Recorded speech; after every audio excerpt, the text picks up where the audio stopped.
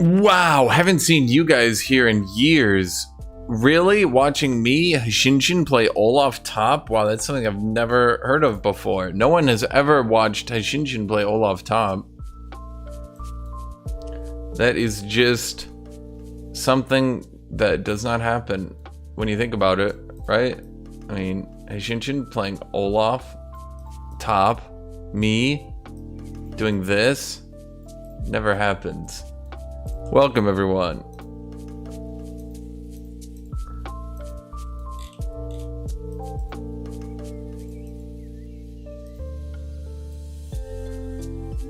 Why don't I stream a game I've never played before? Well, I mean, I do over on my variety channel. I mean, I've mostly been on a Total Warhammer kick, but yeah. Everyone make sure to like the stream, by the way. Like the stream.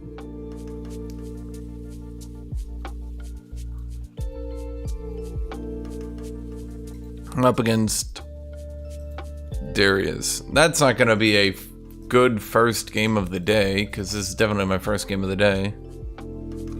Darius top, Nunu mid.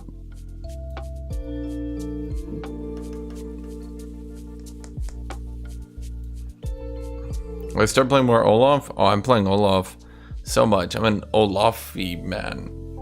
I'm an Olafy. Oh, the dodge. Never mind. Sorry, everyone.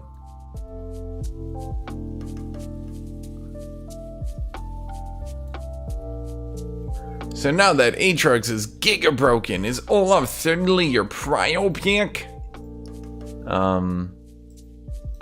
I've been playing a lot of different champions these days, my dude. I just settled on Olaf because these dipshit dumbfuck diamond players are starting to piss me the fuck off.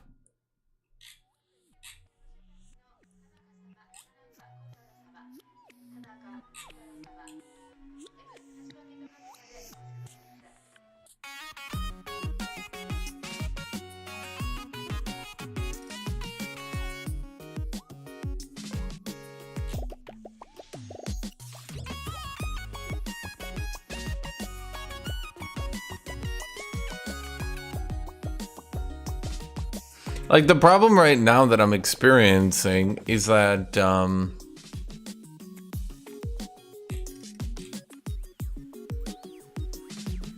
problem I'm experiencing right now is that, like, it's really fucking hard to get a good, consistent win rate in, because, like, I have so many people that are just being dumb pieces of shit all day.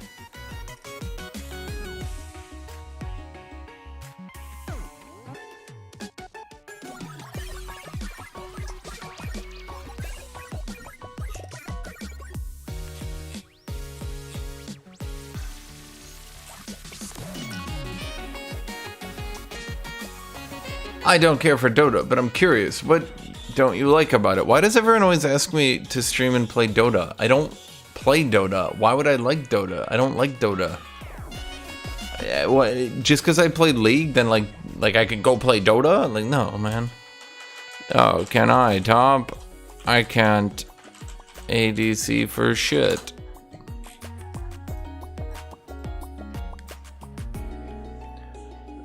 Thank you, Tiaman Gurbiz. Thank you for joining, my friend.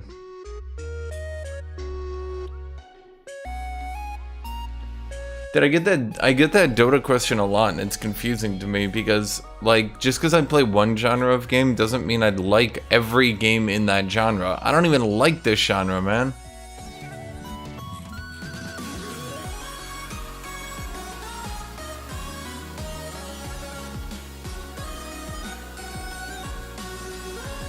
If I have to ADC, okay, he's not making me ADC.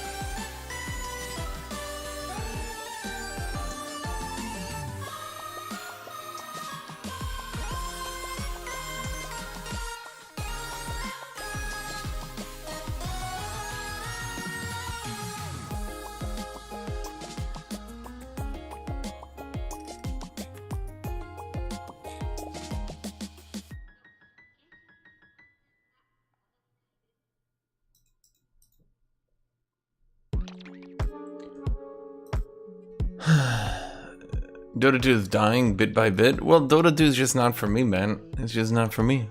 I'm up against Singed and Skarner. Dota is not a balanced game. No. And everyone's saying everything's overpowered, so it's balanced, is like a really bad take.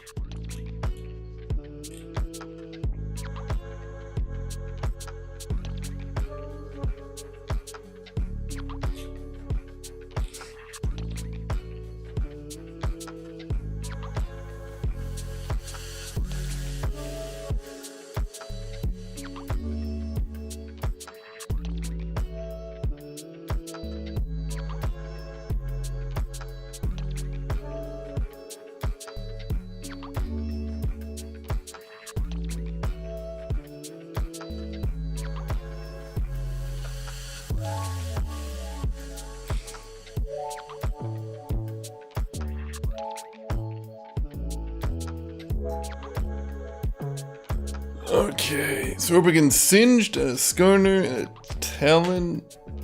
Oh, it's Prestige. Prestige, High Noon Talon.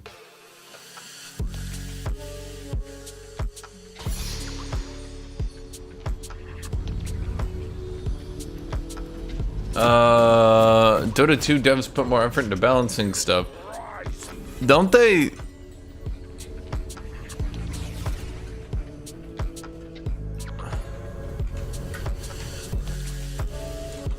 Your name and what you say conflict, sir. Welcome to Summoner's Rift.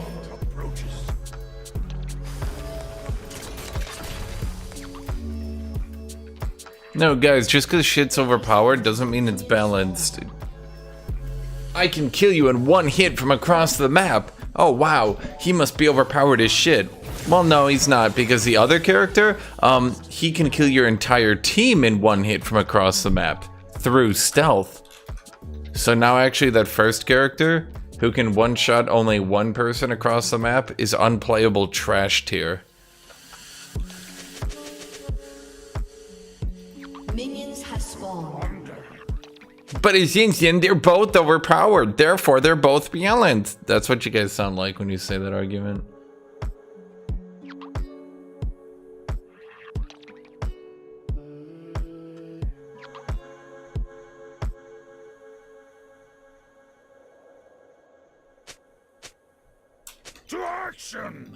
And then of course you have things like, I can do a global nuke and hit every champion, and you're like, wow, he must be overpowered. Then another champion's like, I can do a global nuke and it's a skill shot, but if it hits you, you're dead from full. And you're like, well, its second guy sounds better, even if it, you know, has room for error. Urge to kill rising.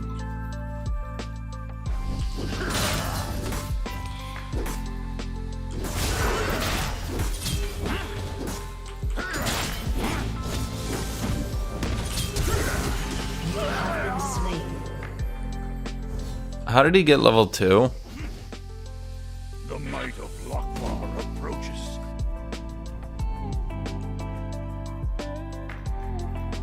An enemy has been slain. An ally has been slain. Well, that sucked.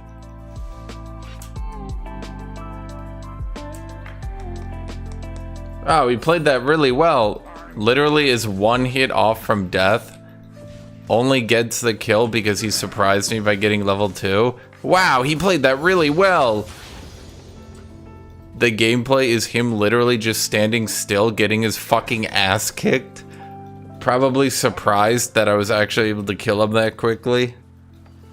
Sweating at his keyboard like, oh my god, I'm gonna die. Miraculously gets level 2 and flings me on the last hit to kill him. Wow, he played that really well. To action!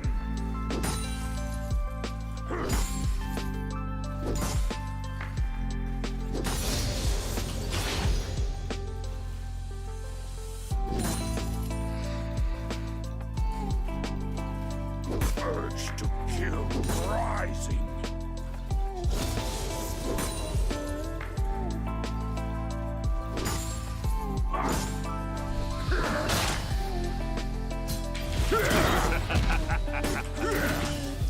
Damn, he must be the best player ever. Death by steel.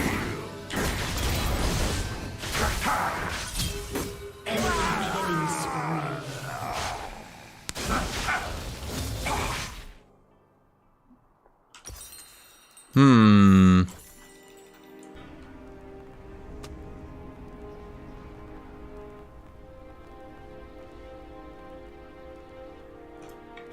The might of Lokvar approaches. Top lane is a fun lane. I like the part where you literally have absolutely no control over the game whatsoever. But it's okay, at least we make junglers feel good about themselves. And that's what's really important. Not having balanced roles or anything, God no. Making one role feel better about themselves.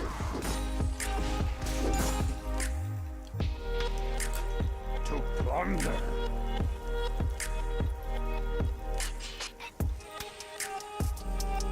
Yeah, after accidentally flinging a minion, the Singed got a Skarner who did a buff camp top strategy. Truly, he played that amazing, incredible, outstanding, the best player I've ever seen in all my days.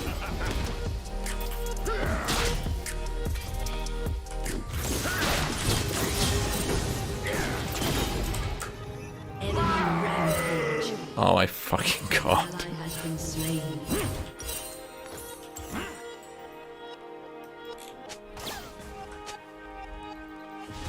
Urge to kill rising.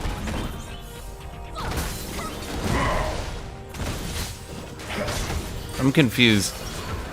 Is this Skarner not low enough for them to try to do something? Or... The might of Lokvar approaches.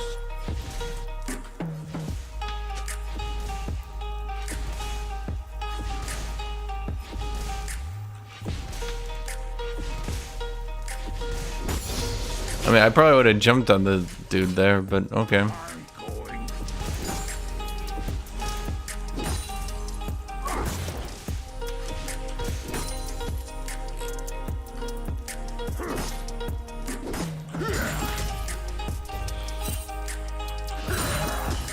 Faster to battle.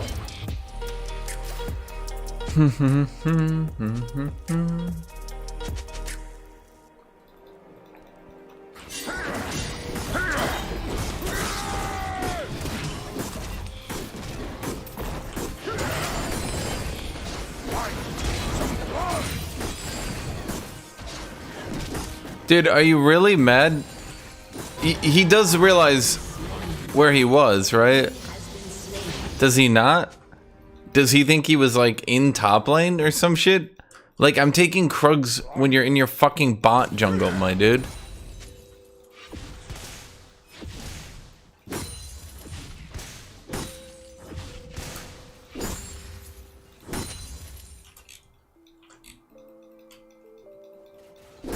Chop, chop.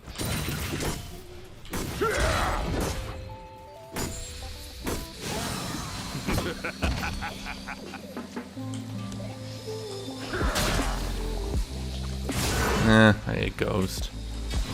Action.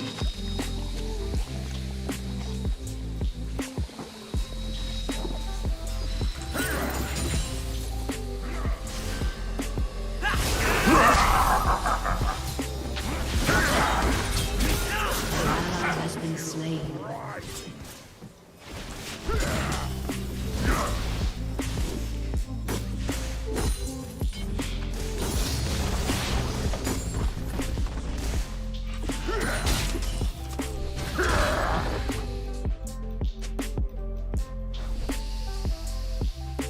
The might of Lokvar approaches.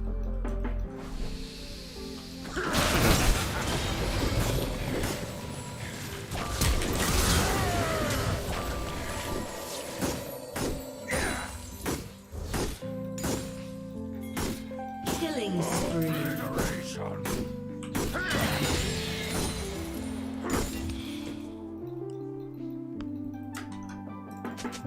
An ally has been slain.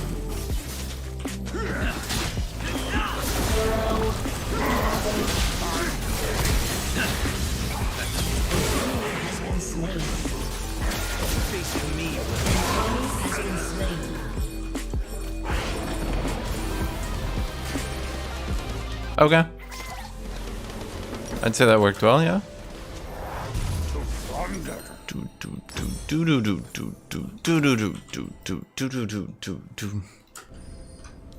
Guys, I mean, I hit the X on the talent and stealth. That's how we got that.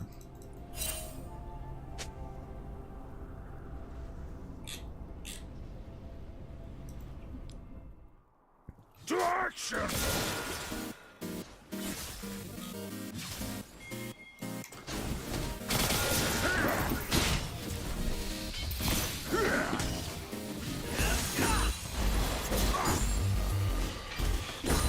The axe is thirsty.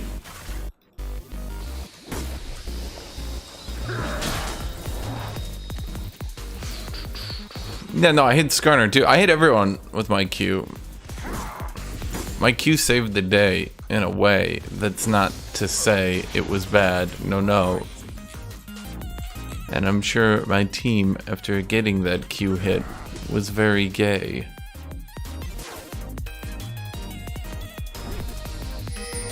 Why does Singe spam ult? He's one of these Singe players who, like, anytime anything bad happens, he's like, ult! An enemy has been slain. An ally has been slain. An ally has been slain.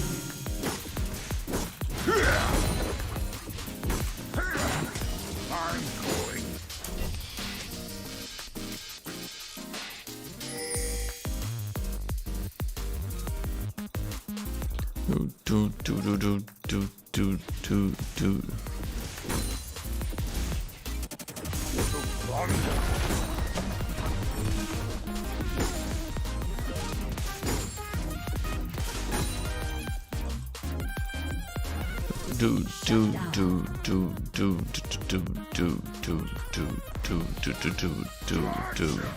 Do. Really? Still?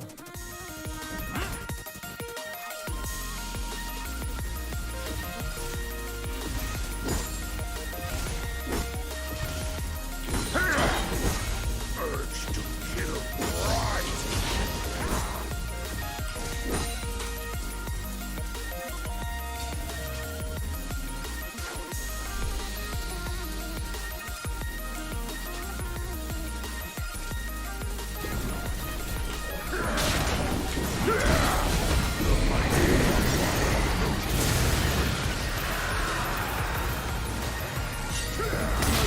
Has been destroyed. Do I need to pop Ghost? Yeah, we do.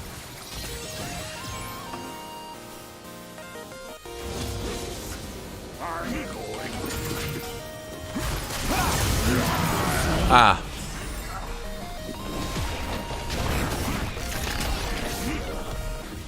Your turret has been destroyed. Pulse.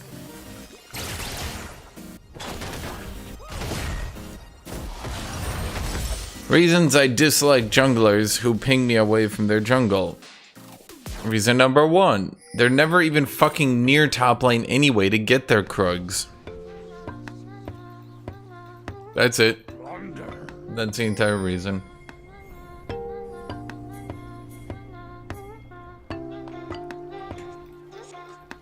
Shut down. Double kill.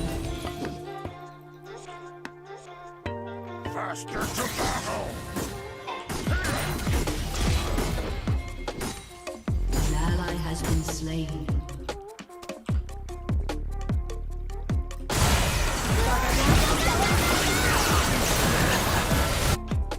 To action. Killing spree. An enemy has been slain.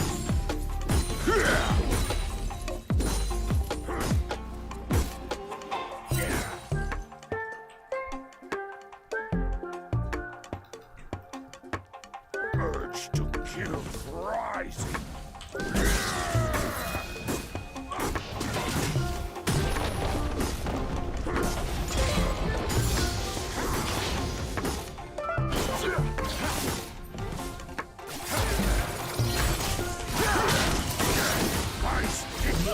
slain. But I got a plate.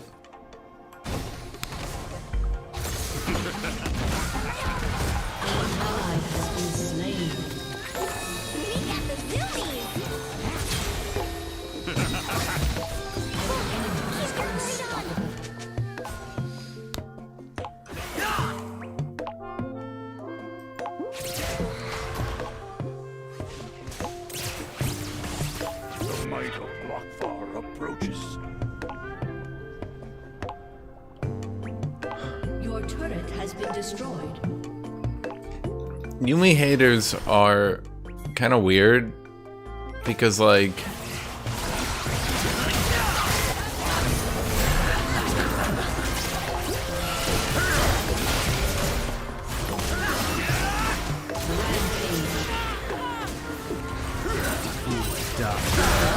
oh my fucking god. Yumi haters are kind of weird because they operate from, like, a reality that doesn't exist. Like, imagine if the same things you said about Yumi were applied to other champions, right? Olaf will never, or say, Olaf will always be broken or trash. He can't be fixed with buffs or nerfs. He must be forced to not be CC immune and play normal so they can balance him. Kayn will always be broken or trash. He can't be fixed with buffs or nerfs. He must be forced to not go through walls so they can balance him.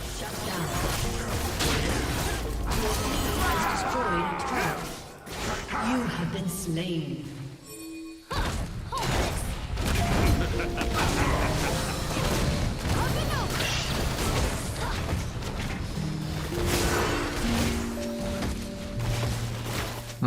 Oriana had ult.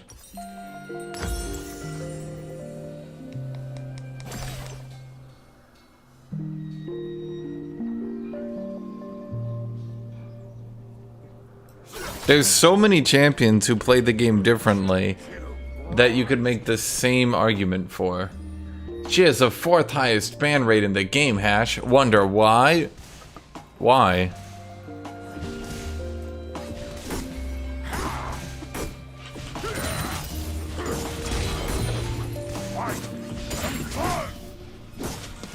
Yumi haters standing in front of a button. Yumi is easy and overpowered. Yumi is just really hated. Which one is it? Or are you gonna argue that Yumi is easy? Because then that doesn't really make much sense either. She's got a high ban rate, low win rate because she's super easy to play? Or because she's underpowered? Or because she's hated? Or because error, error, error.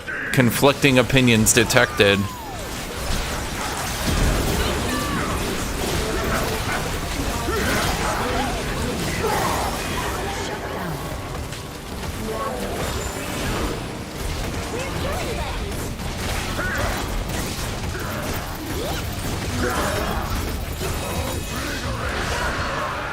Well, I'd say this all worked out for me. Okay, that was funny.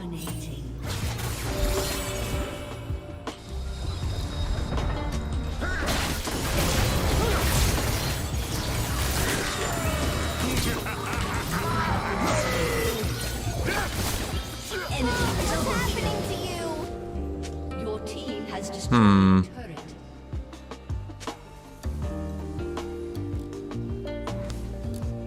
Talon still had every ability and ult, huh?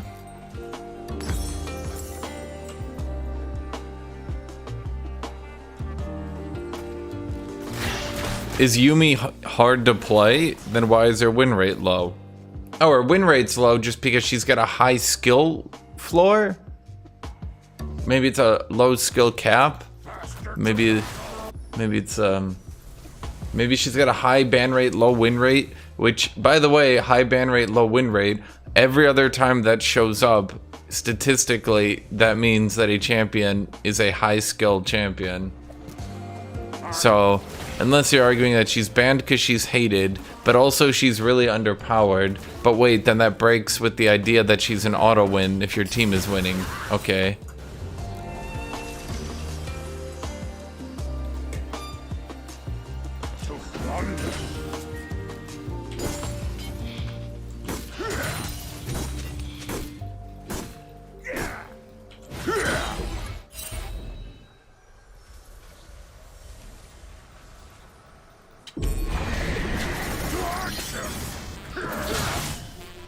This dude's insane. I mean, argue with the data? Question mark? Which one is it? You can't have it every way. You can't just say, okay, all the data and statistics show this, but I don't like that, so it doesn't.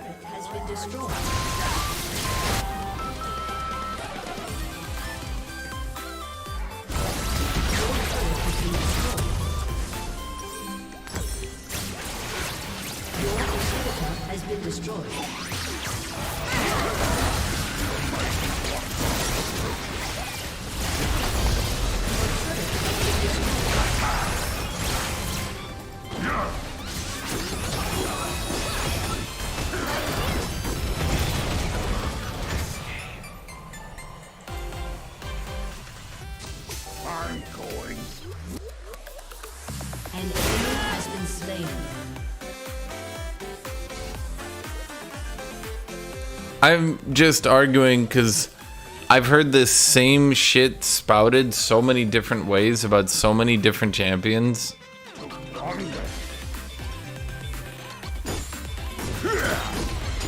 Like, it's okay for champions to be unique. Yes, so long as they're reasonable. Has Yumi broken being reasonable? I would argue that actually Yumi is too aggressively balanced and should just sit at a low win rate like she does now.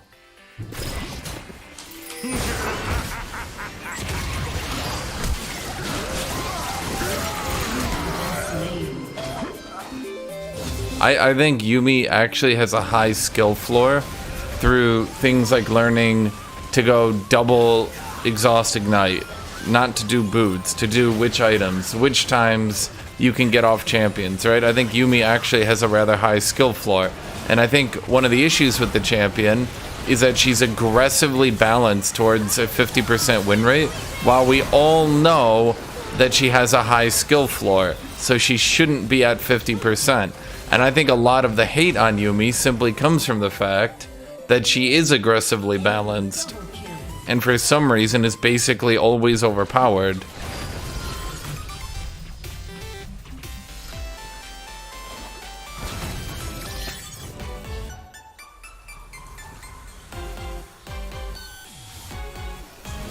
I watched a 7-year-old on YouTube play Yumi, she's not hard.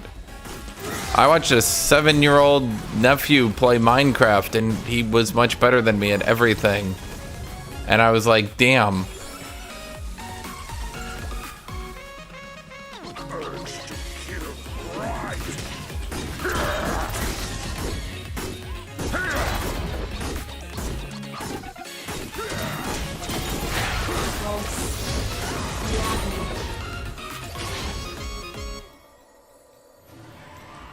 The might of Lockbar approaches.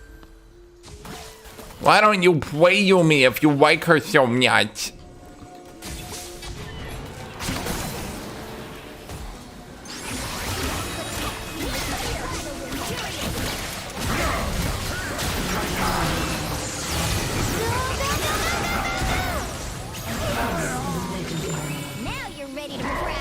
Okay, I was confused because I thought we were gonna go for that and then we just didn't.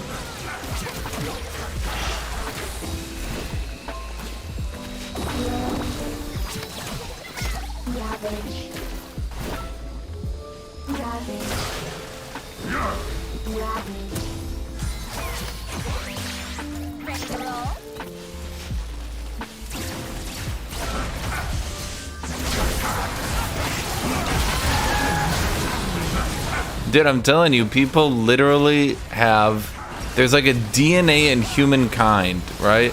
And it makes people go, if they're so X, why don't you play them? It doesn't matter what you're saying, it doesn't matter what the argument is. It's literally just, if they're so X, why don't you play them?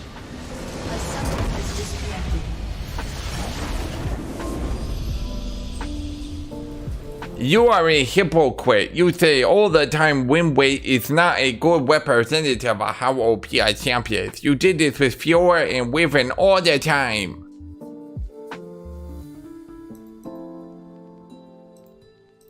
Did I not literally just make the argument that Yumi's win rate isn't balanced at 50% and actually she should be balanced more aggressively towards like 46 to 45%?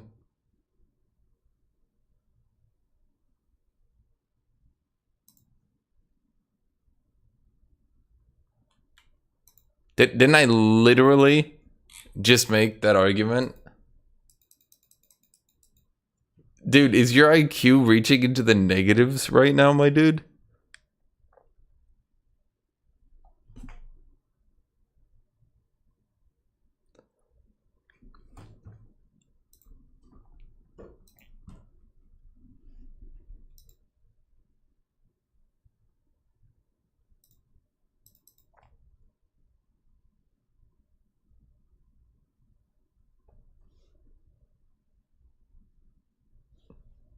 By the way, when you guys are bitching about Yumi, this is what I'm saying. You're bitching about this champion.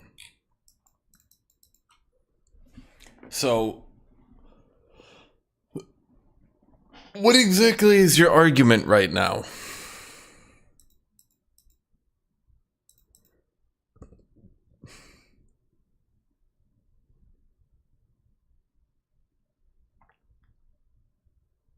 Got a higher rank? You sure you want me to do that? Again, you mock people when you contradict yourself. I'm mocking you because I literally just said that Yumi is aggressively balanced and is overpowered at 50% win rate. And then you're like, but Hashinshin, you say stats are irrelevant. And I'm like, yes, that is literally what I just said. And you're like, no, you're a hypocrite because you disagree with yourself. And I'm like, no, I did not.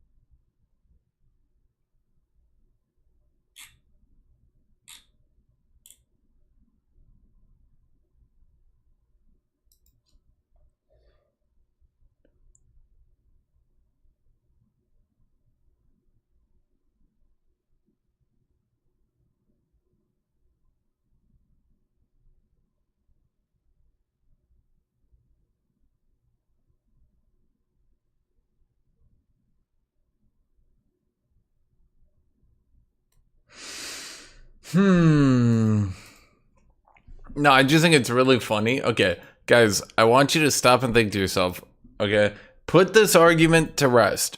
Is Yumi overpowered? Is she low skill? Is she an easy champion?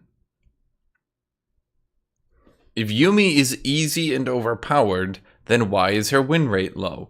Yeah, because...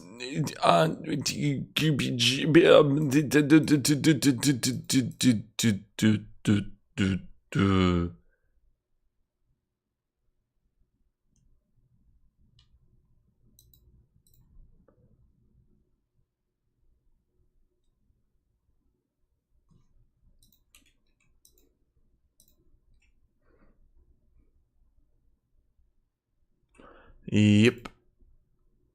Yep.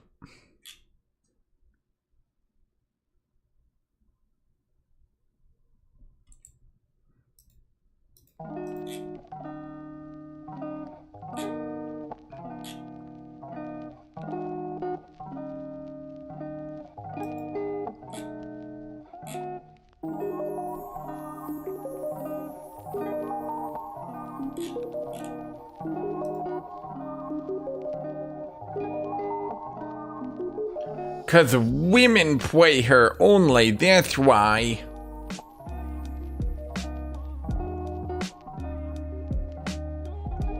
Yeah, dude. You did it.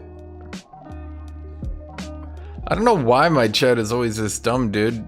I feel like I have one of the more descriptive YouTube channels where I'm just like always trying to break things down and like help people out, blah, blah, blah, right? And then like my chat is always like this. You are moving the argument.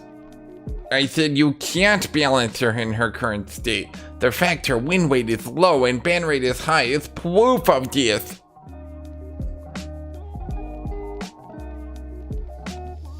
Or it could just be that people don't like the champion. Ta-da!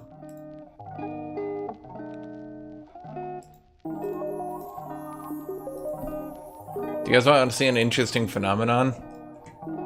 Here's Yumi's ban rate in the world, 36.9%.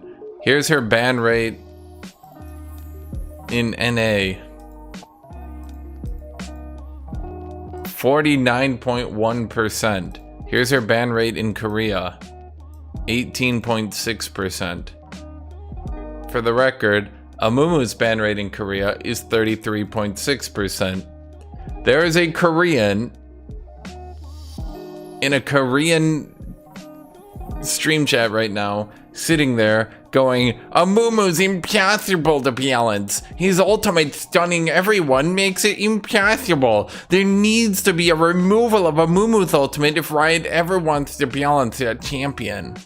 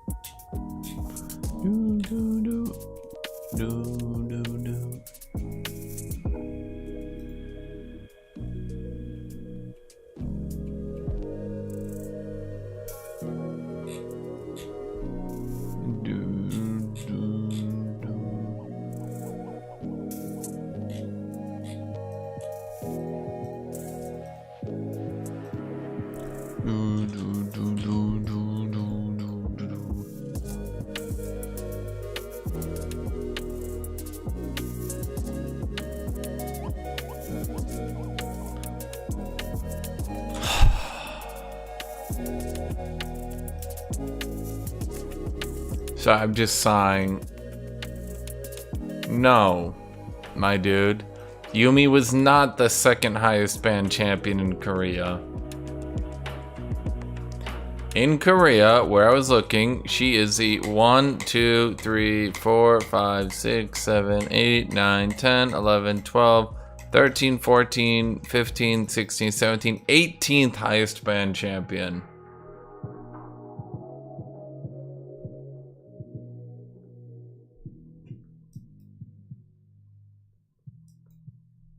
So, what's your next argument gonna be, my dude? Because this is getting a bit sad, not gonna lie.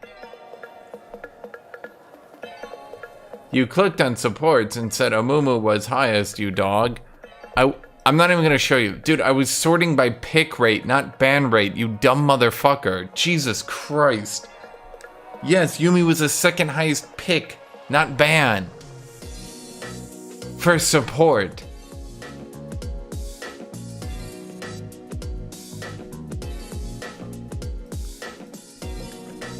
What I'm confused by is why is it so hard to admit you hate a champion regardless of state of balance? That I literally can't, like, he's sitting here like trying to justify it mentally. He's like, I don't hate her cause she's so overpowered, that has to be it. She's overpowered. It must be. I don't hate the champion just because I hate the champion. I hate her cause she's overpowered. That has to be it. But what if she wasn't?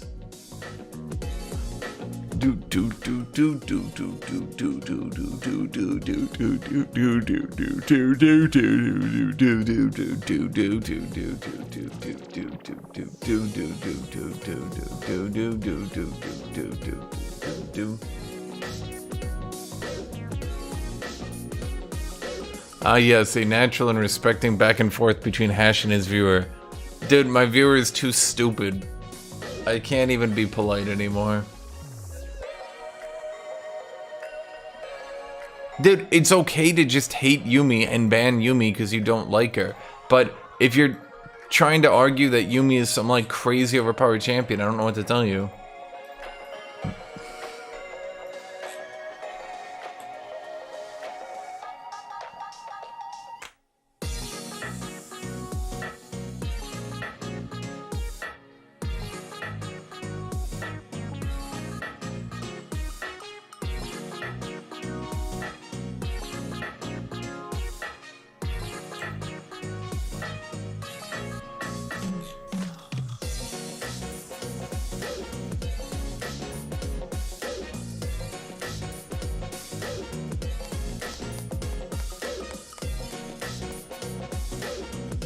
Dude, then just say that. Then just say you don't like Yumi and you ban Yumi because you don't like it. Is that so hard to do?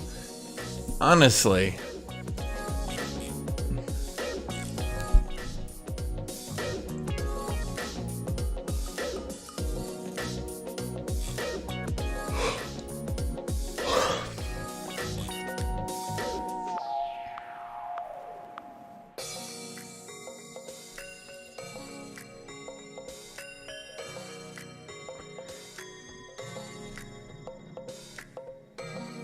Oh, you dope. I am saying she cannot be balanced. She is trash or broken. All you hear is I am saying she is broken. She seems to have a decent pick rate and ban rate at 46% win rate. Why doesn't Riot just leave her there and see what happens? That's the issue though, isn't it?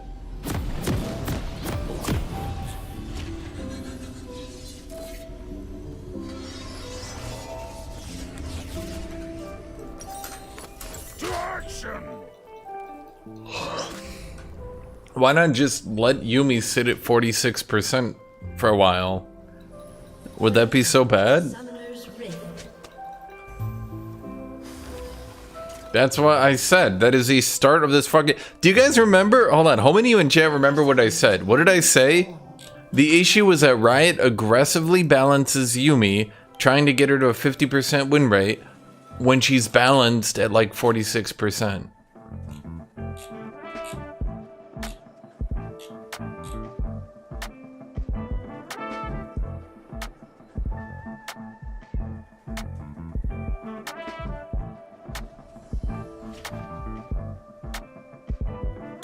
Minions have spawned. To plunder.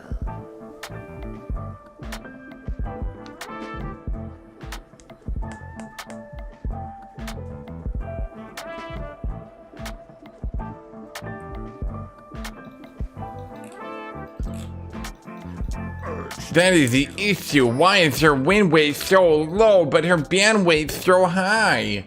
That's the sign of an unbalanced champ. No, it literally isn't. A low win rate, high ban rate is a sign of a high skill cap champion.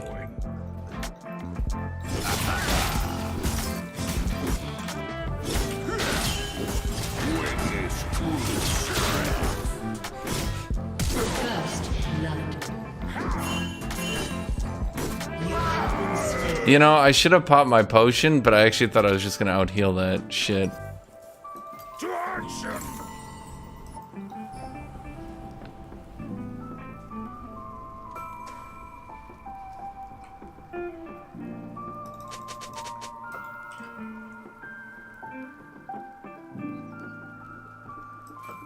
The might of Lockfar approaches.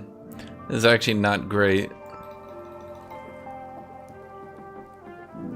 In no reality should Olaf win versus Darius at level 1. I mean, I'm in this reality where it happened. Where are you? Finally, some fire!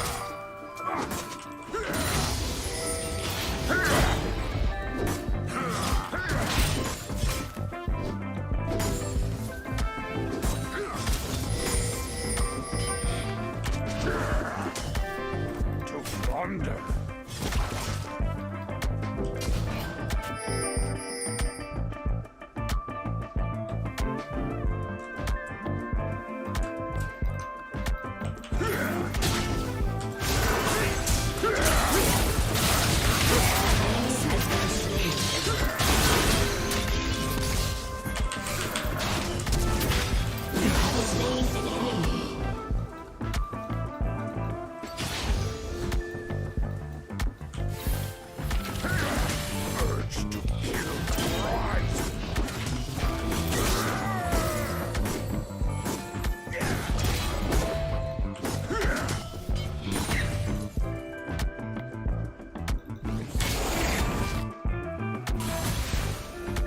Nice turning on that axe. Thank you, Baustein. I was a bit worried it was going to be a bit too early, but it wasn't.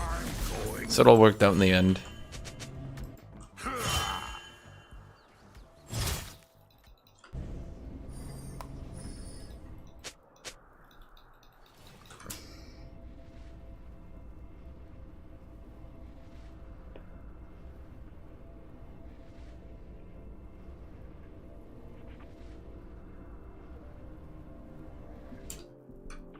Yes, Yumi can't be killed before her teammate, but in return, she has significantly less output than her teammates.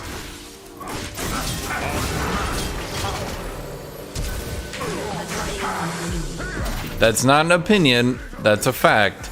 Yumi's healing and her shielding are lower than all other supports.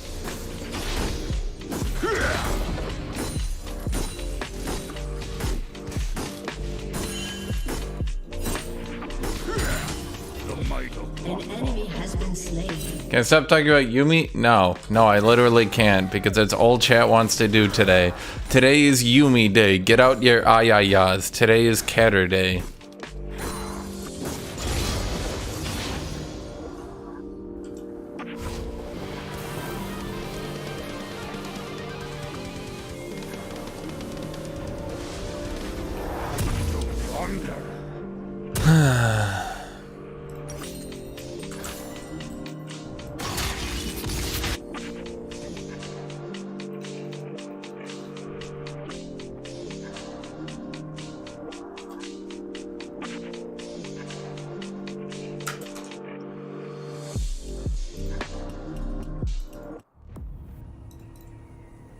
See, sometimes you guys want me to respond to chat, but the thing is, then I start responding to chat, and then we get stuck in this infinite loop bullshit, where like chat only wants to talk about one thing until I just have to dead-ass ignore them.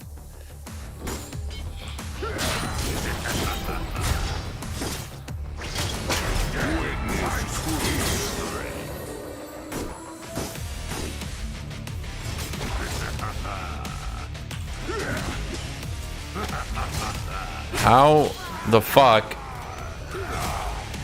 did that hit me? What is that? I'm literally looking at the replay. What the fuck was that range, Riot? He's literally like he's like fucking ergot range away from me, and then he's randomly just like, never mind, I'm just gonna use this. I don't give a shit about the range.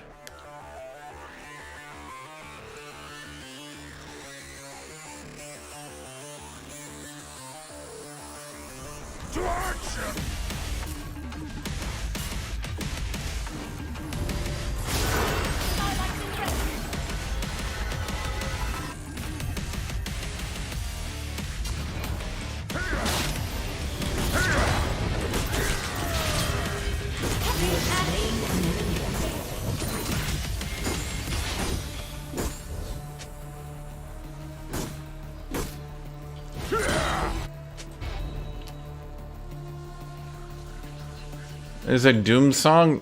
Is it Doom music? No. I mean, no. It's by the same guy, but no, it's not Doom music.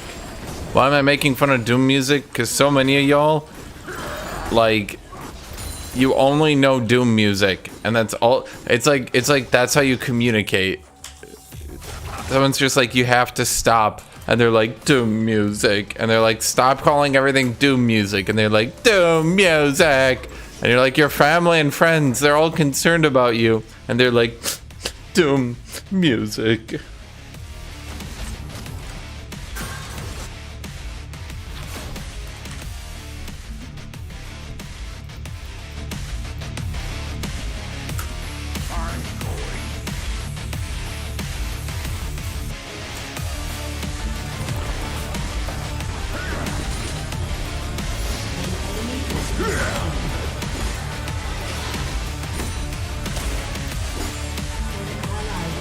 Industrial metal, yes. The greatest crime against humanity is the fact that for some reason industrial metal didn't get more popular after Doom 2016. You didn't expect Darius after their bot rotated to top? You didn't expect that? Aegis of the court.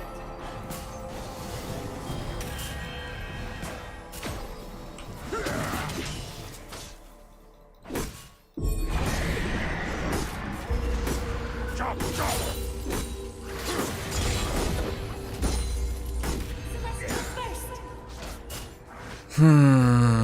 I could just go back to base. I don't know.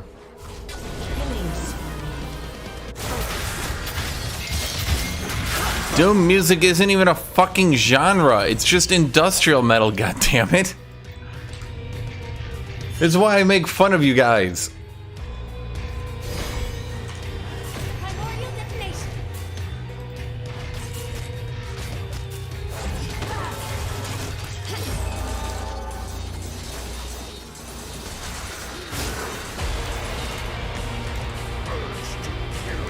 An enemy has been slain.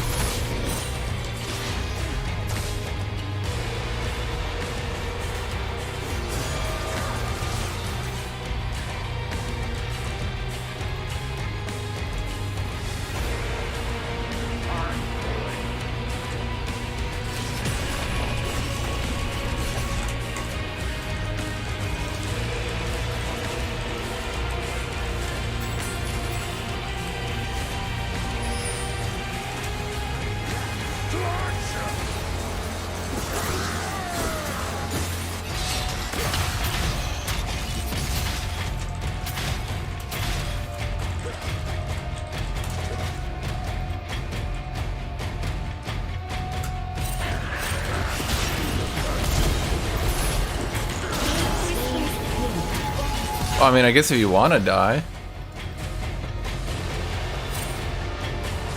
that's okay. Why is that man spamming Aatrox? I don't know. I was just gonna see how long he'd do it. It's like a scientific study for me right now.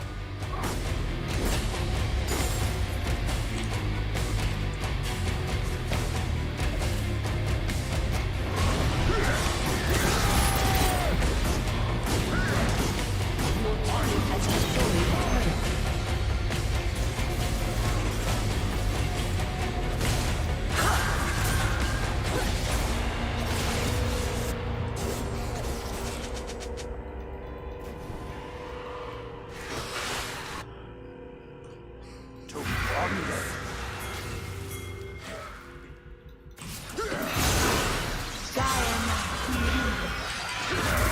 I could have killed him. I should have killed him. Damn. Urge to Okay, so where's their team? We're kind of just chasing them off the map right now.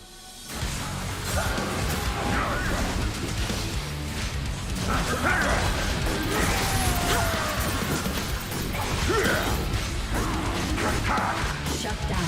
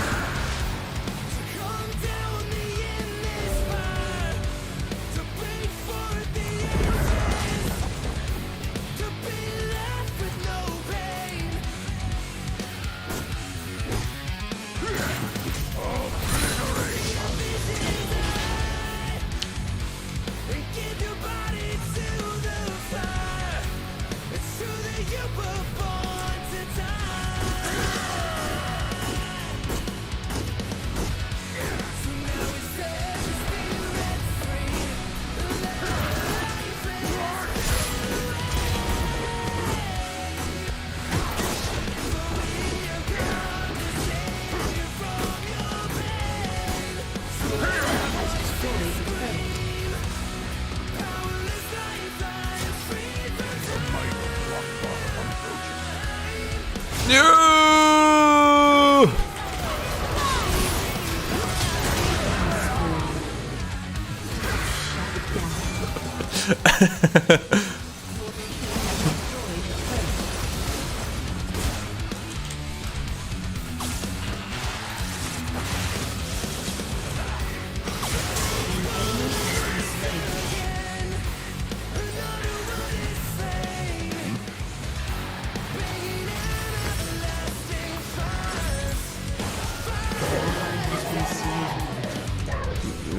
do do do do do do do.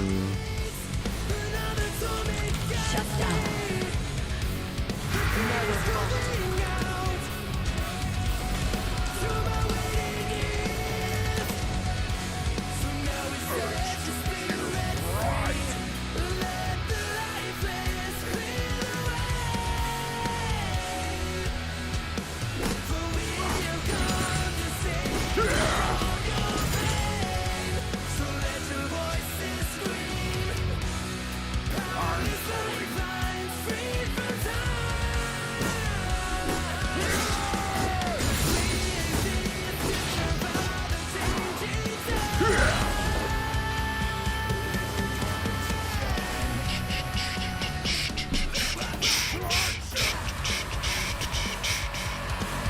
Can you just get over here and die?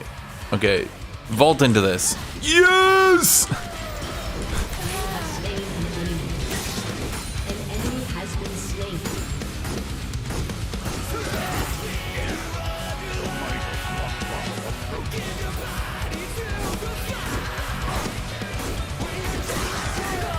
No one's gonna comment? Come on, no one's gonna comment?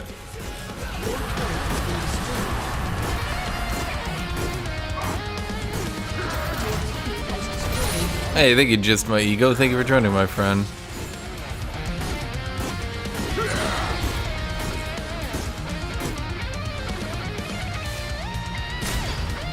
Is Chad just gonna spam the fuck out of shit today?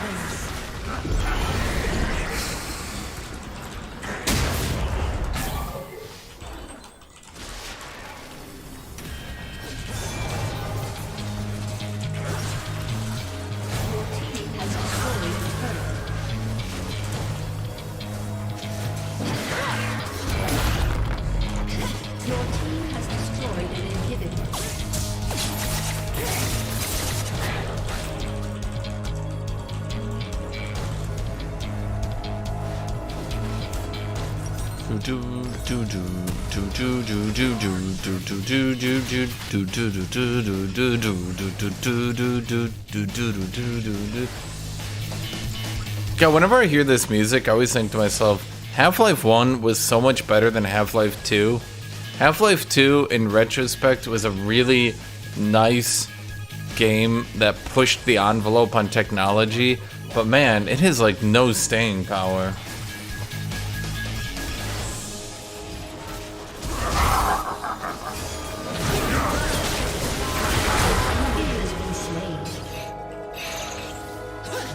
I don't know why Half-Life 2 became like the mainstay.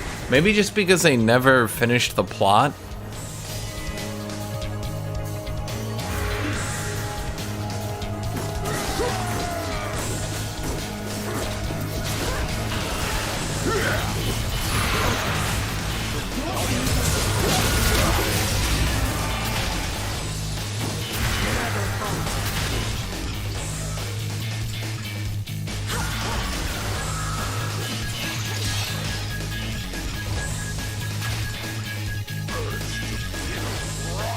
Okay, I think I let him talk long enough. The social experiment is over.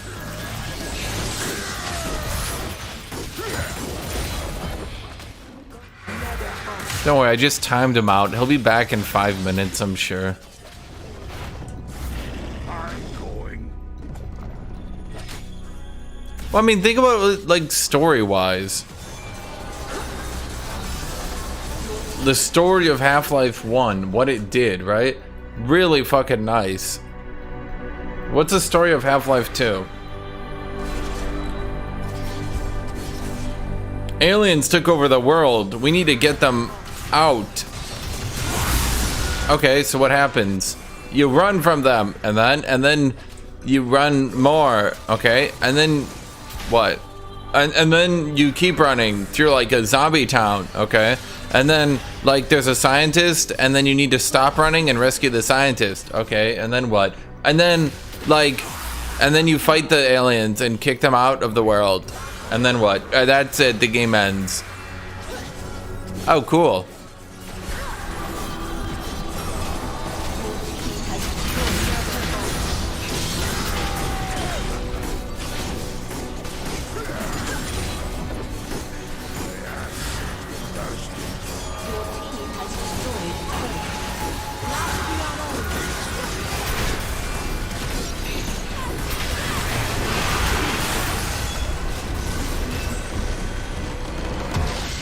Victory!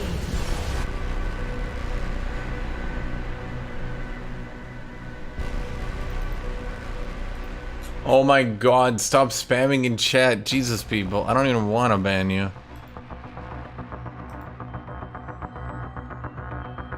Thank you, Silas. I don't even know why. He just feels like the winner, man.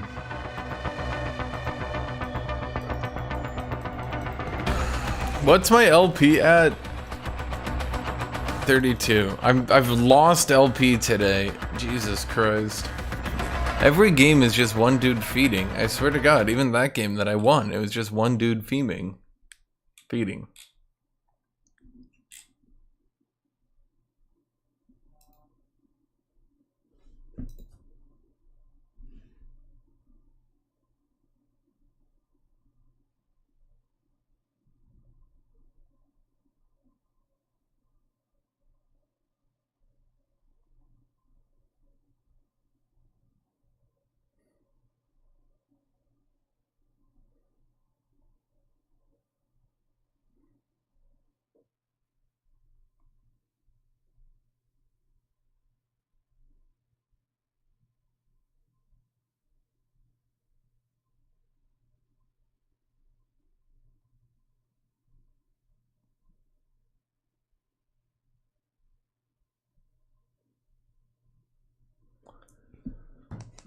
What do you think about Gwen?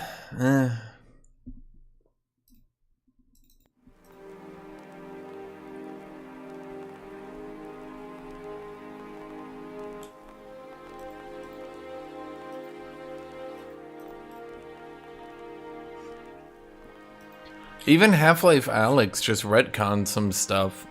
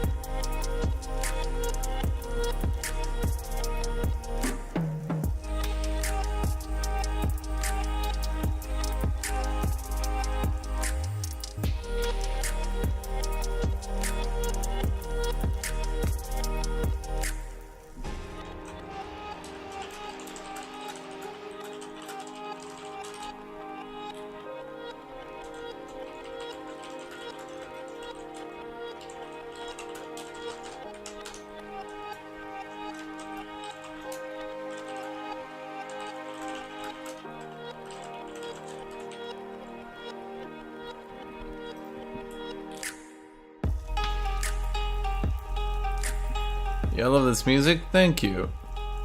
I played through Entropy 02. I don't even know what that is. Ever heard of a group called The Killing Joke? No, I have not.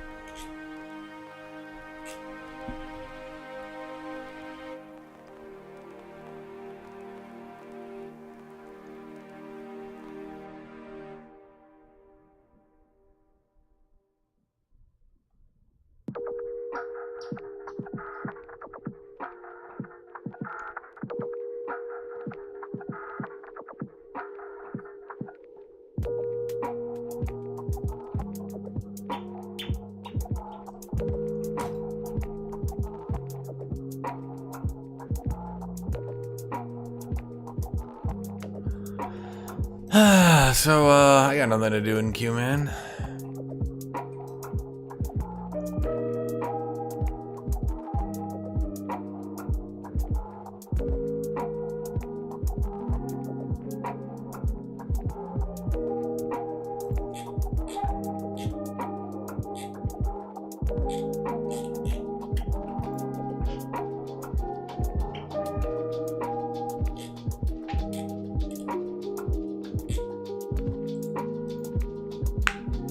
So how's everybody's day been? As everybody has a nice day? Y'all had nice days, everyone?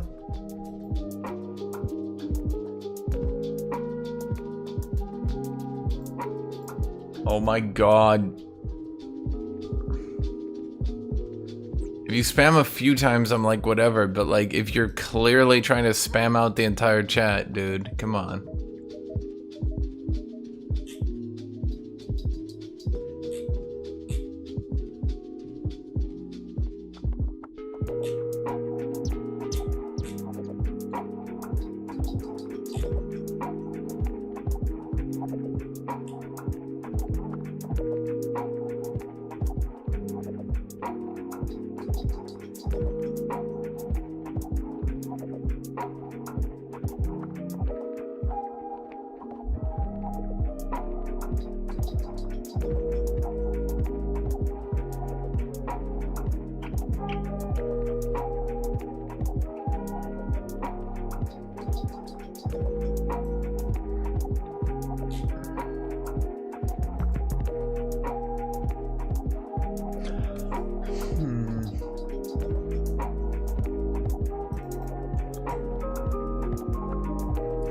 Yep, I finally catched a Hashinshin. Thank you, Tioman Gurbaz.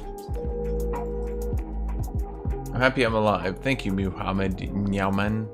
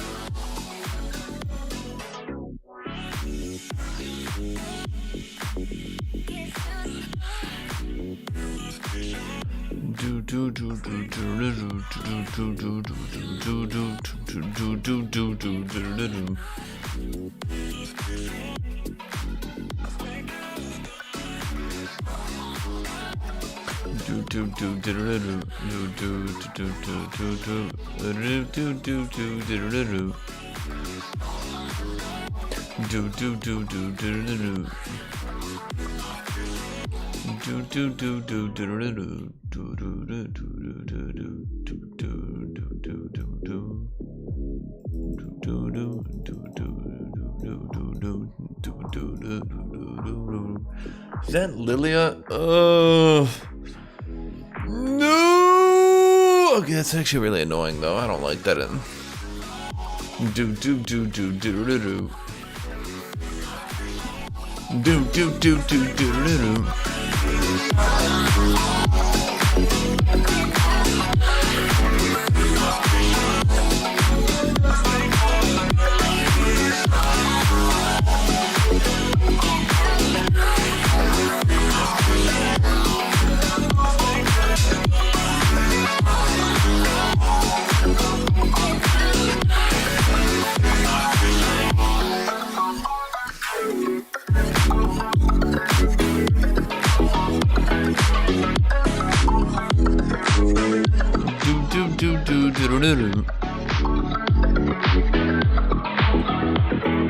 I think it's actually Lilia top. Are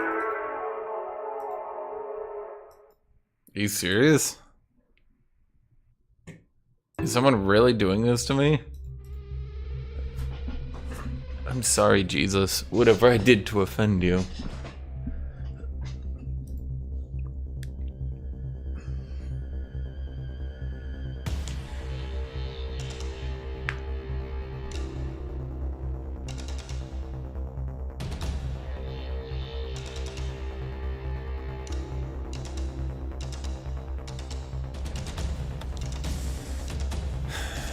Yep.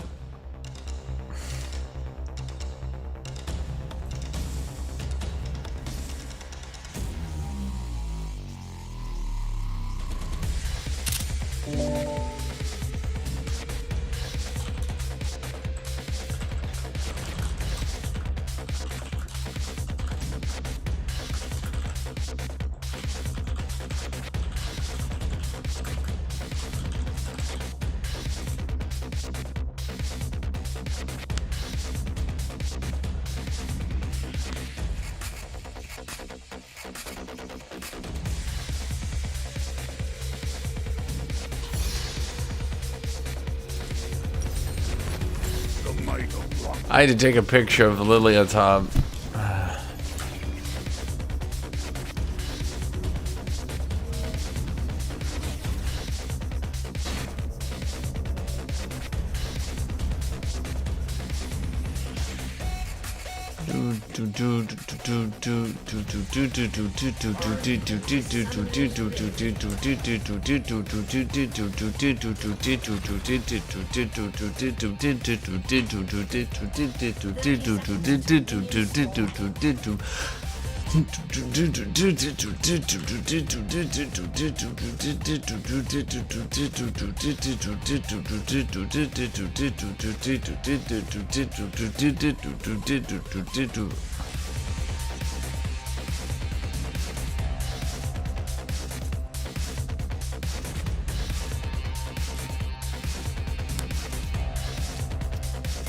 Minions have spawned.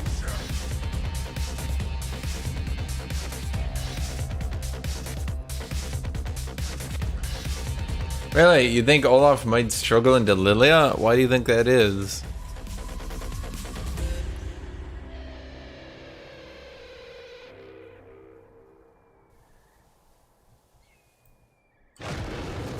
To plunder.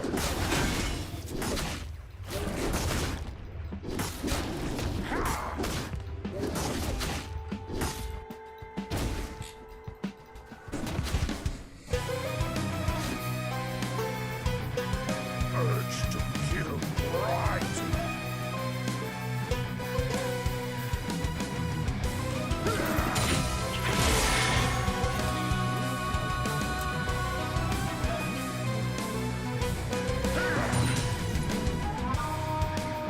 The might of approaches.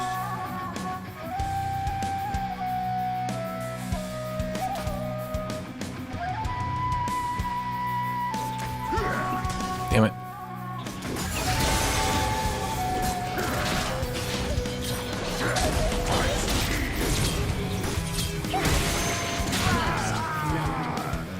Did she really just stand in front of me and out-trade me like that? Huh. Okay.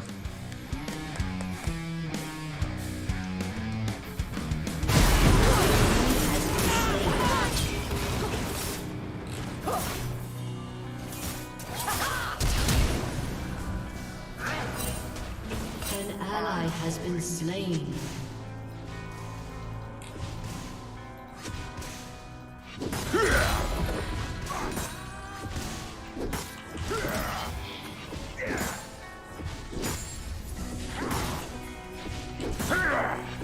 Fight some fun. I wasn't expecting after like she eat into me. I was like, oh, okay, so I kill her then. Nope, she just stood there and traded autos with me. To action.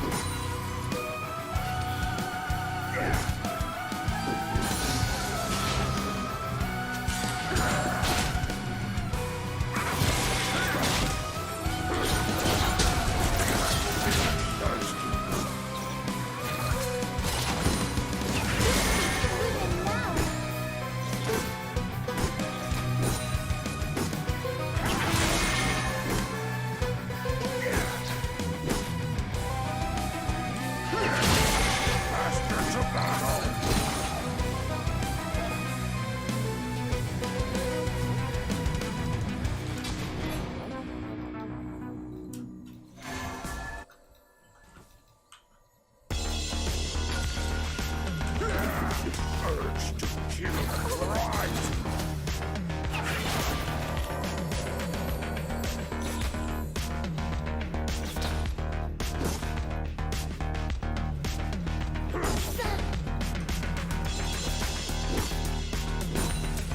The mighty Akbar approaches.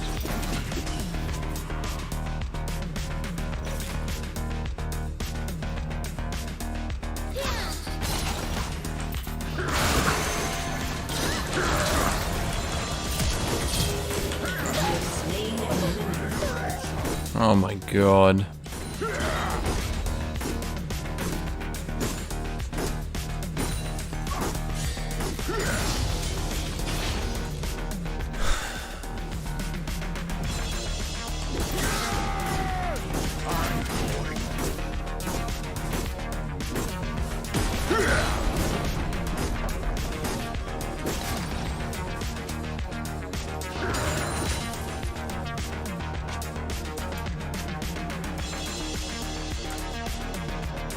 To action!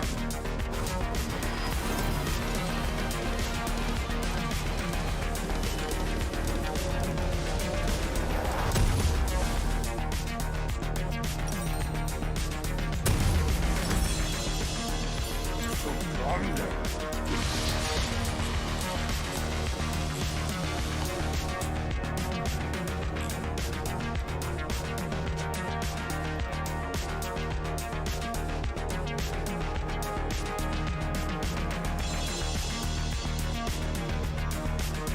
Urge to kill rise.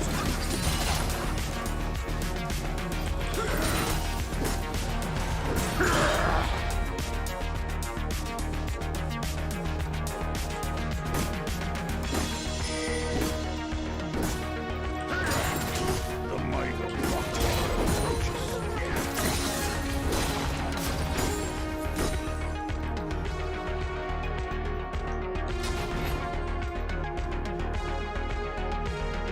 No, if I play the magic damage, I'll often go CDR boots. Chop, chop! Because, like, Merc Treads on Olaf does nothing. But I need the movement speed. Because I'm Olaf.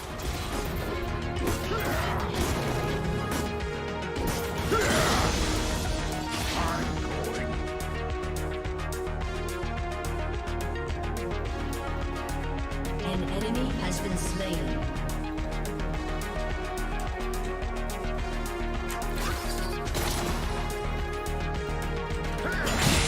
action!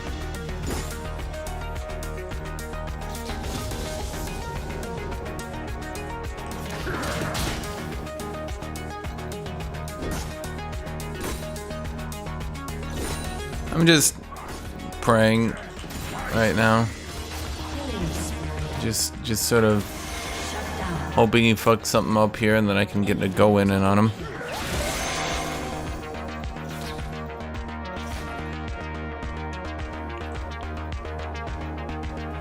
To plunder! I have to say to Lilia top, what am I being interviewed?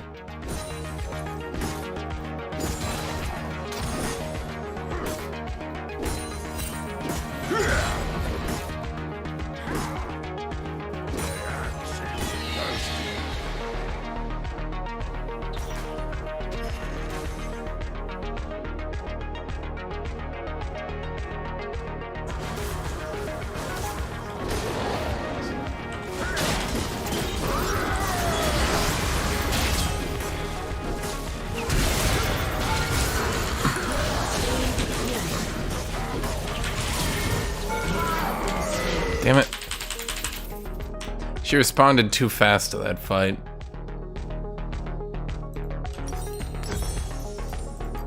Damn it. I mean, it's fine. No, I got the Uber Gooper boots and the Gooper boots. Give me the gooping. I got a good gooping of ability haste on my summoners. Summoner spell haste. Summoner haste. Summoner ability spell haste. Summoner spell haste. There we go.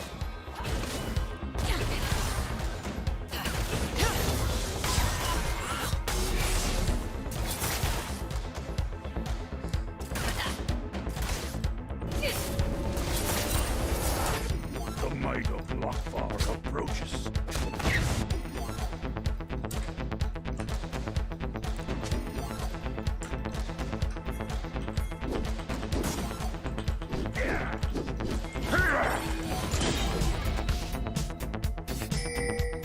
I'm going.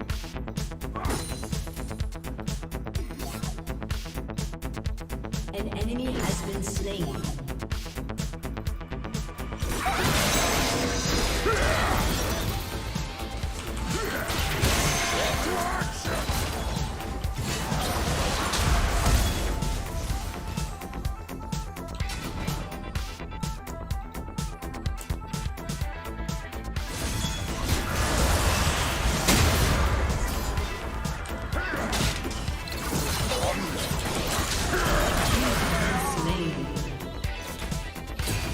Well, shit. I should have just taken the 1v1. I don't know.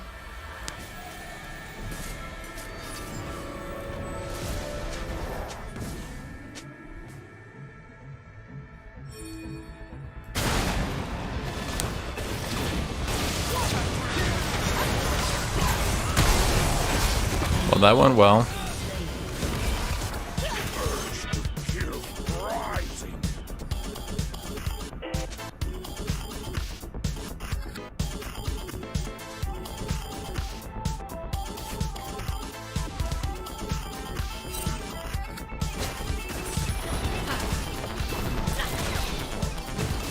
The might of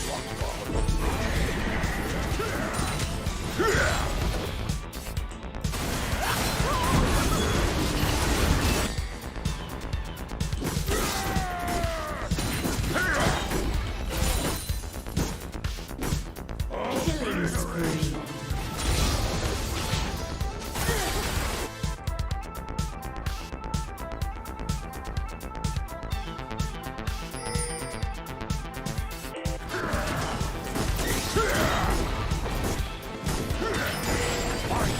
some fun.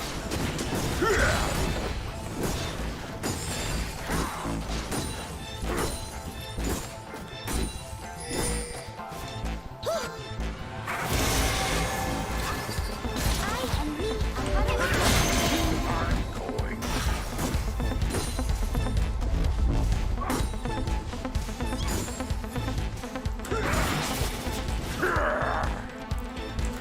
Yeah, not much I can do anymore. To action. Lilia seems to have reached that point where she doesn't really give a fuck about my damage.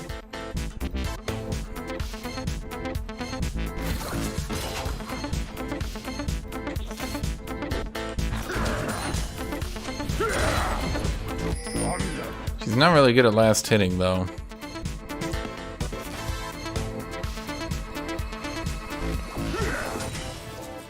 Not that champion, this player.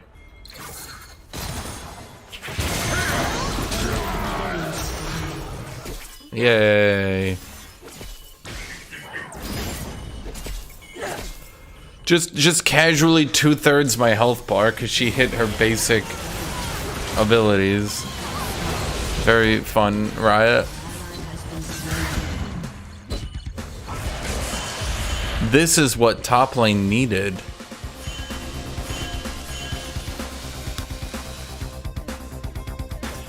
Urge to kill rising.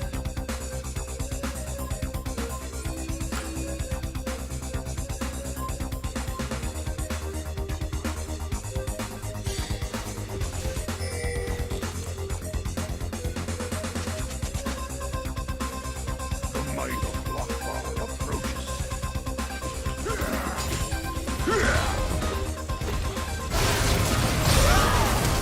Enemy has been slain. Kind of a interesting flash. I'm going. I feel like champions like Lilia just need to have their base armor reduced by like 10. Just keep them out of top lane by force. Chop, chop.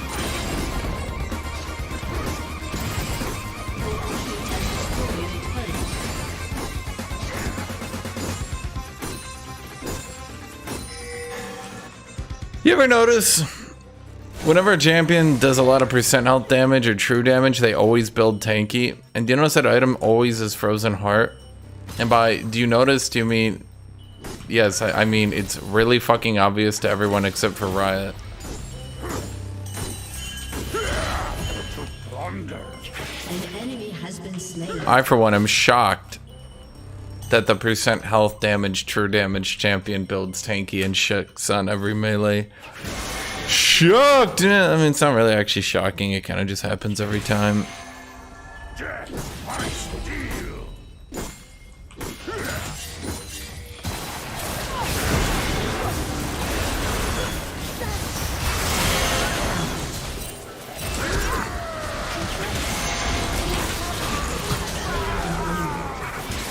Enemy double kill.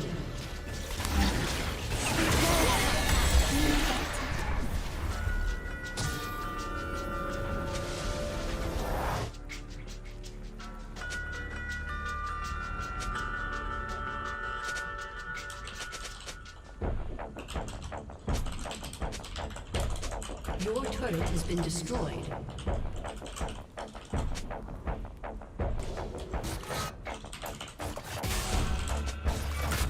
Urge to kill rising. Okay.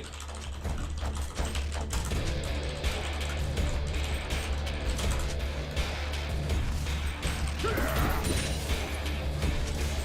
might of Lockfire. Explain the matchup to me.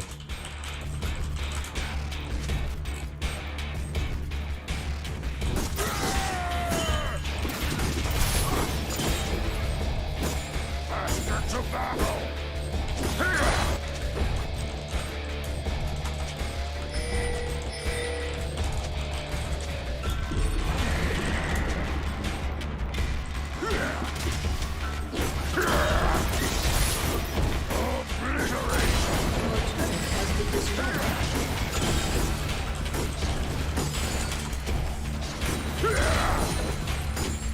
An ally has been slain.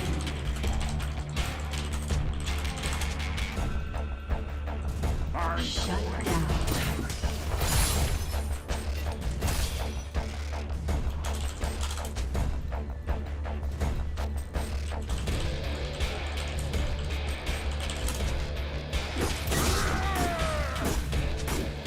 Your turret has been destroyed.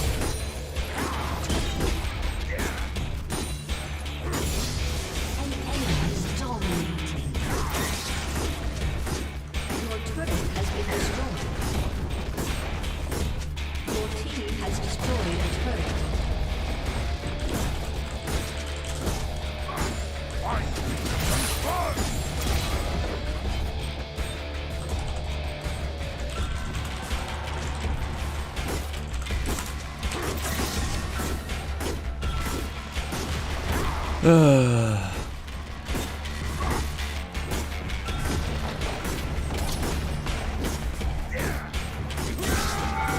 Your team has destroyed a turret.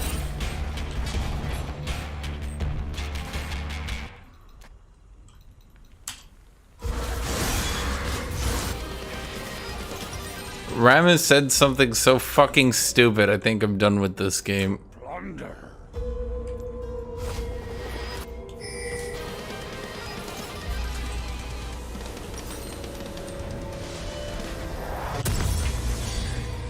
An enemy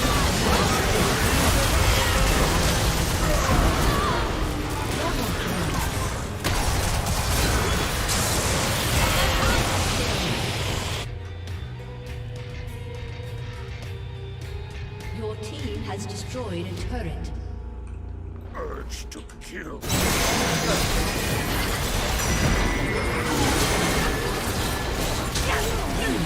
Triple kill.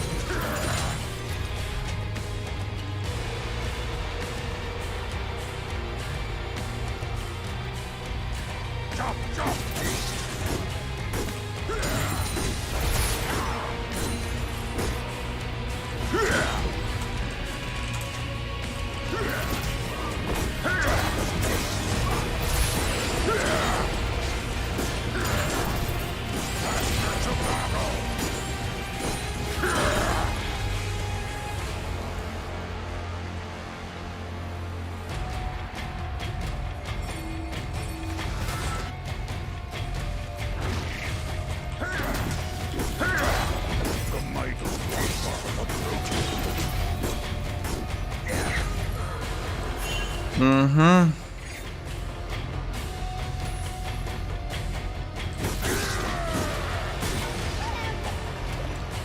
Is that Shyvana?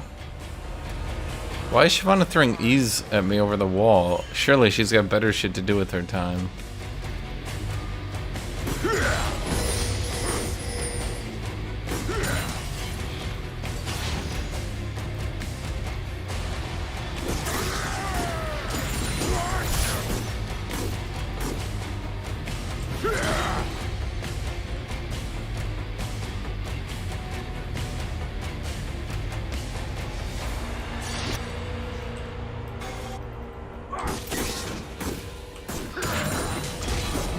Plunder.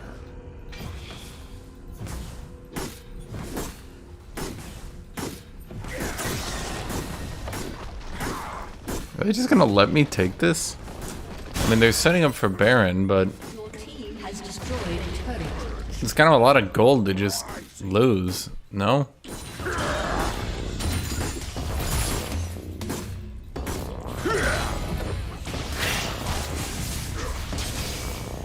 An enemy has been slain. An ally has been slain. The might of Lockbar approaches.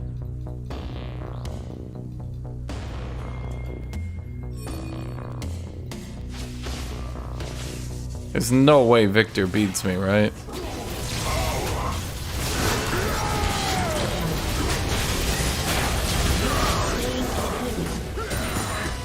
Yeah. An enemy has been slain.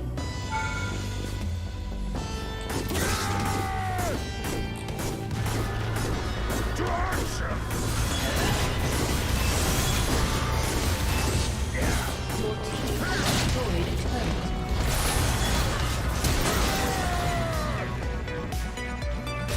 Damn it.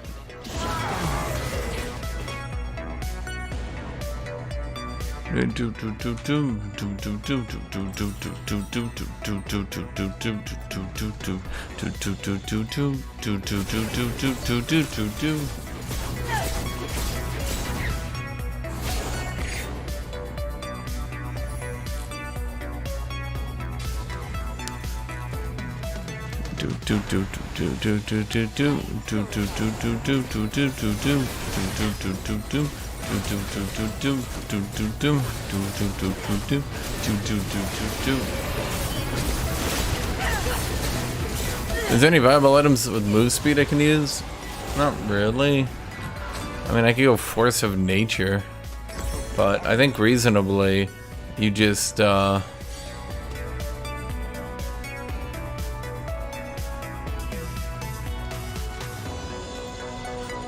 think you just sit on Stridebreaker, then use that. Because you do anything else, like if I go Force of Nature, that's just so weird on Olaf.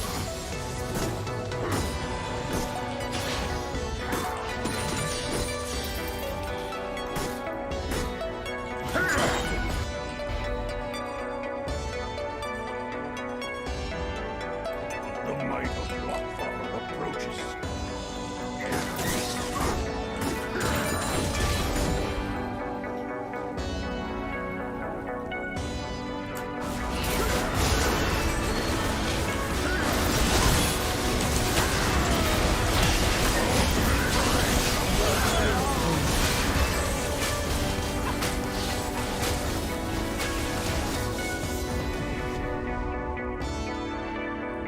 I definitely need Ghost in that situation. I'm not sure why she flashed, but you know.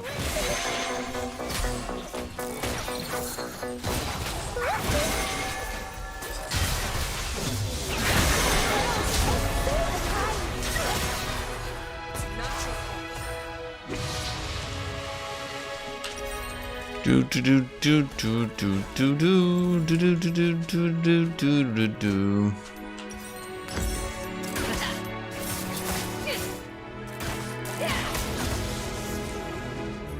I'm going.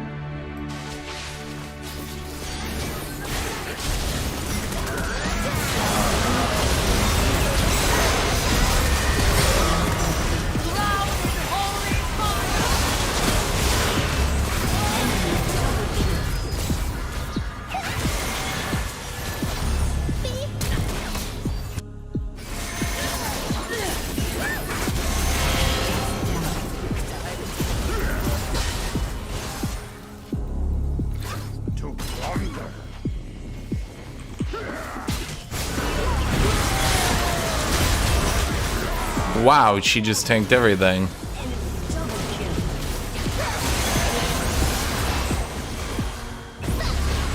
Huh.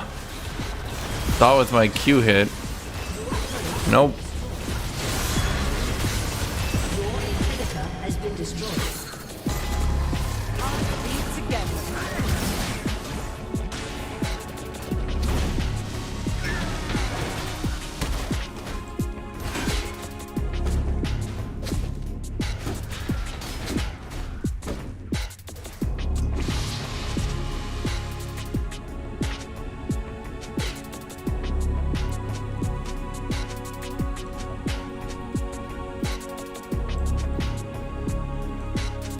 Urge to kill rising.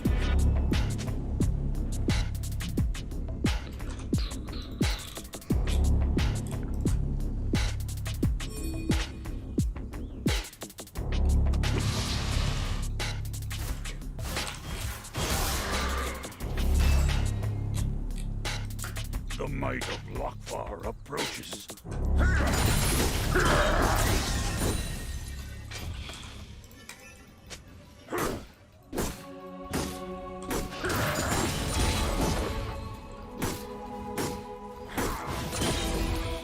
I'm going.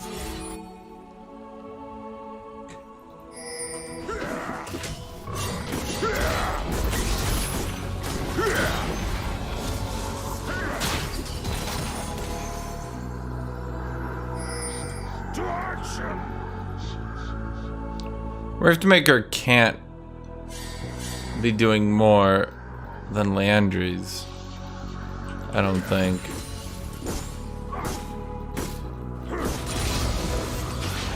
Right? To plunder.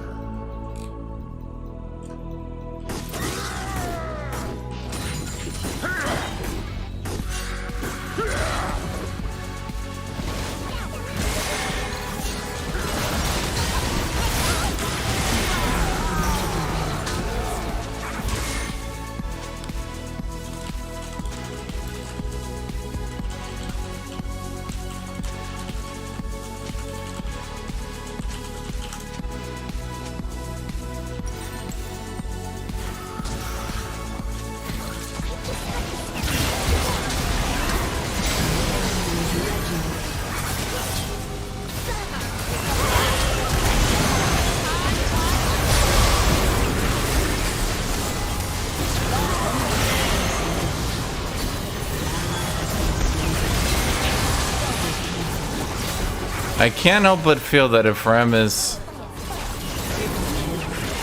taunted at any point here at all, Urge to kill.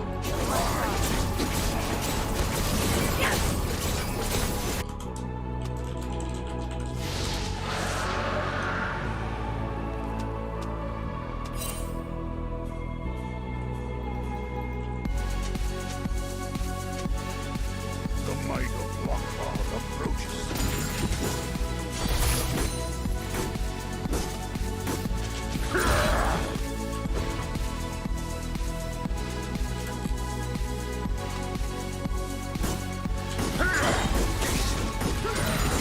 I'm going.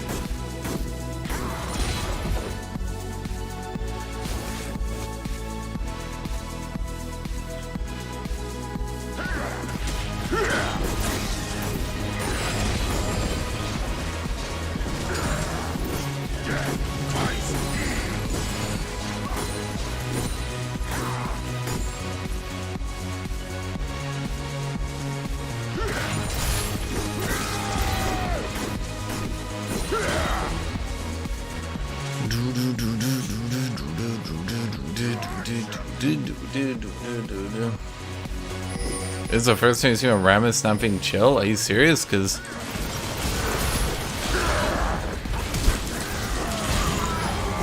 I always see Rammus players acting like this. Is she seriously just like autoing me to death? Jesus Christ.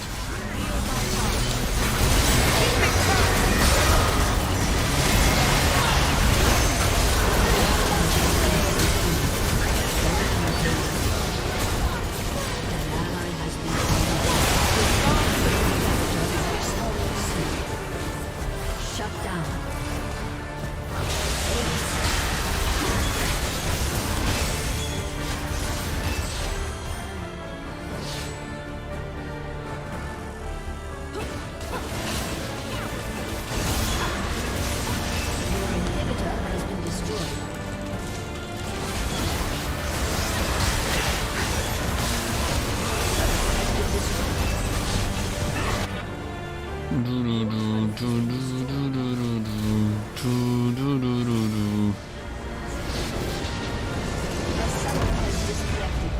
I have food being ordered that I thought would be here by now.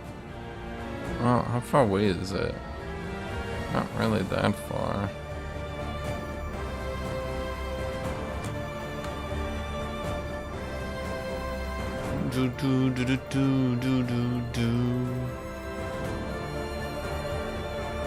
Oh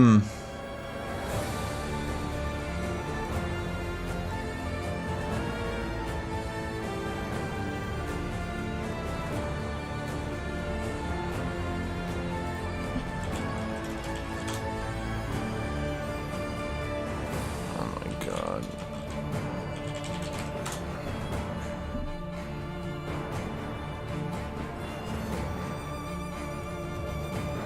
Hold on.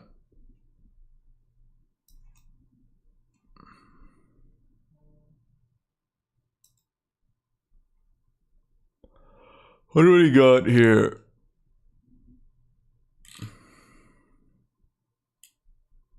Does H Bomber Guy do anything? No, he shit on Deus Ex 6 months ago and he hasn't done anything since. I wonder if people like this make their money from YouTube? Because, I mean, you'd think this would be a good amount of money, but it's kind of not. Maybe it is. I mean, you do one video. I mean, maybe you do sponsored ads. I don't know.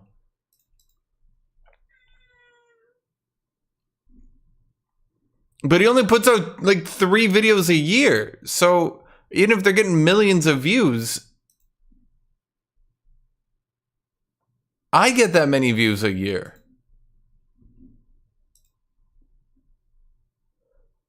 Why was Churchill voted out? Why was Churchill voted out? Victory in a major war and maintain great popularity throughout, it would seem unlikely that you'd immediately be voted out of office. But this is what happened to Winston Churchill in the wake of World War II, who, despite being very popular, lost an election in 1945 just before Japan's surrender. Which raises the question, why? Why was Churchill kicked out of power just after winning the Second World War? Well, when Germany surrendered in 1945, the British government was governed by both the Conservative and Labour parties, which had formed a coalition after elections were suspended in 1940 for the duration of the war. This suspension was to last until the threat to the British mainland was gone, and when it was, the Labour Party withdrew from the coalition. Elections were scheduled for early July, and so both sides immediately started drawing up manifestos to put to the people. The Conservative plan was simple: Churchill. He was seen as the face of British victory over Germany, and the Conservative Party focused on his foreign policy credentials as being able to secure the empire and also give Britain an enhanced position within the new world that was emerging. Beyond this, Churchill's plans for Britain were a part of what were known as the 4-year plan. This was co-authored by both parties and it promised the creation of a national health service funded by a new national insurance tax, the expansion of agricultural production to reduce food imports, and the rebuilding of the country after all those bombs had been dropped on it. Whereas the Labour Party also promised the creation of a national health service, the rebuilding of the country, the expansion of educational opportunities, but importantly they also promised to massively reduce unemployment, which was especially important given how many soldiers were returning home. So why did Labour win when their policies were so similar? Well, whilst Churchill was very popular, he was seen as a great wartime leader and not a peacetime one. Throughout the coalition, the Labour Party hadn't been in charge of running the war but running Britain domestically, and the people had seen them as being quite good at it.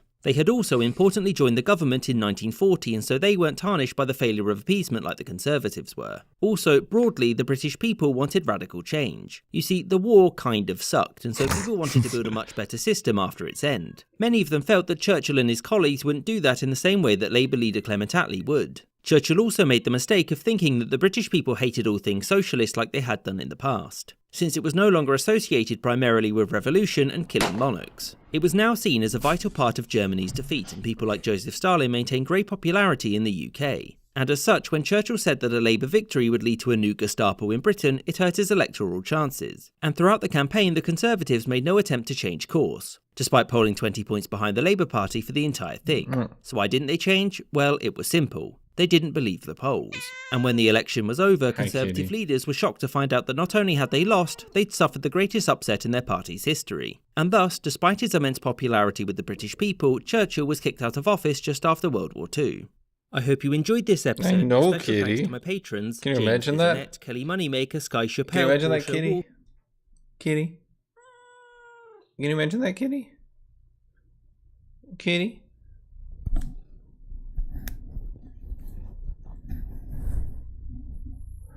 Pro ZD on internet commentators. Kitty, why are you attacking my mic? Kitty.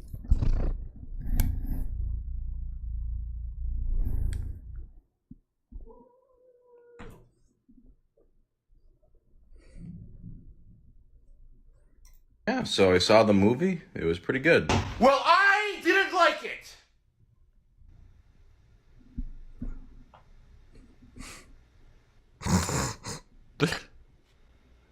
Nobody asked you.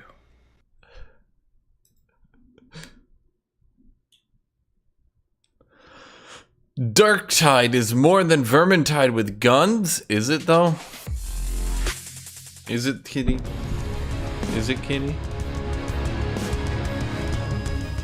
Hello, I'm Joe Screbbles, and I'm joined by Matt Perslow. Hello. He said hello. And Matt here has just played Warhammer 40,000 Darktide. Matt, we know this comes from the company Fat Shark that made Vermintide, the Warhammer Fantasy Left 4 Dead-alike. How close are we talking to that? Is this just a sci-fi Vermintide? I think like you'd maybe expect that it would just be Vermintide with guns, which would therefore make it maybe a bit closer to Left 4 Dead. But I was really pleased to find out that it's much more of a, I guess, a hybrid between those two games. And I guess it actually draws from the Warhammer source material in that basically... Okay, I'm bored. Kitty, I'm bored. Are you bored of this, Kitty? Are you bored of this, Kitty? Kitty?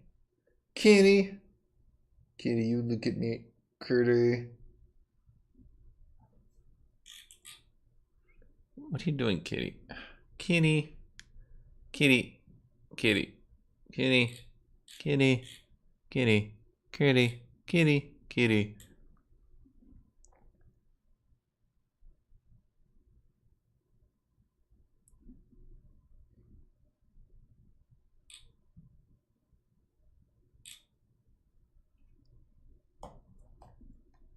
Hold on, my food is probably pretty close at this point. They're not tracking the GPS.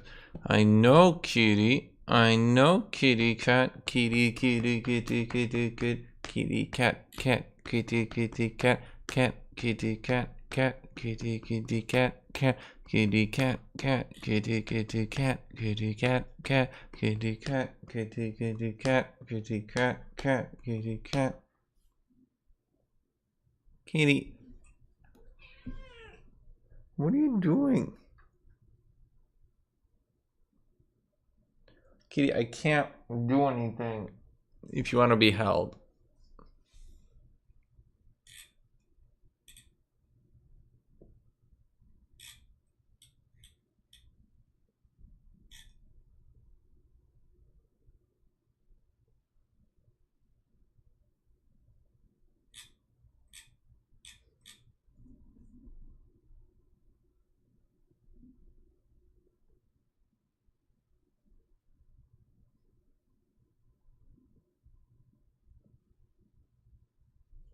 Kitty, I can't use my right arm because she wants to be held in my right arm. So now I'm sitting here. Kitty. Kitty. Bye, Kitty.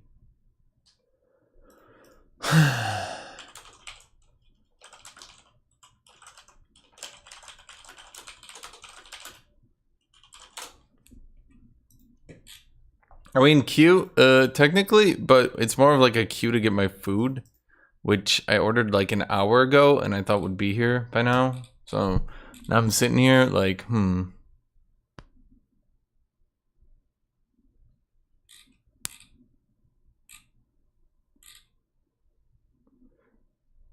Why am I getting recommended all this shit?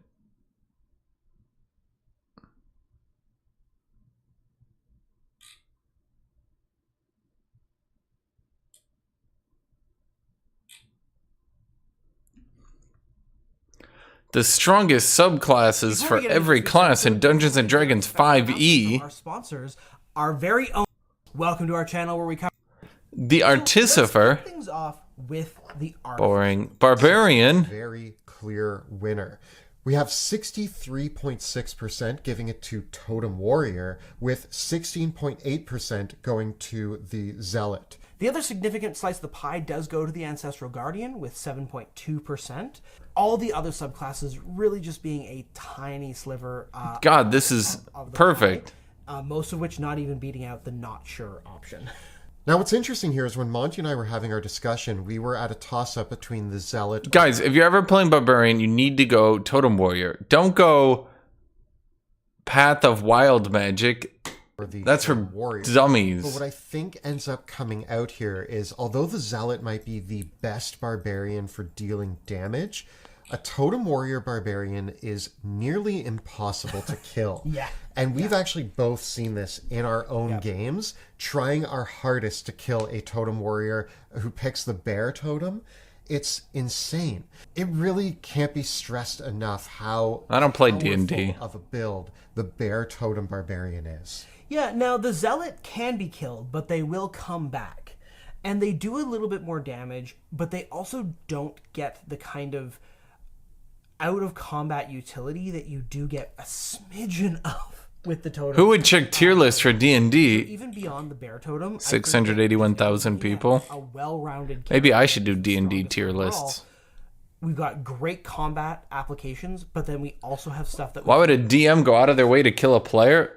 Oh, okay. So I don't play tabletops, but I can actually answer this for you.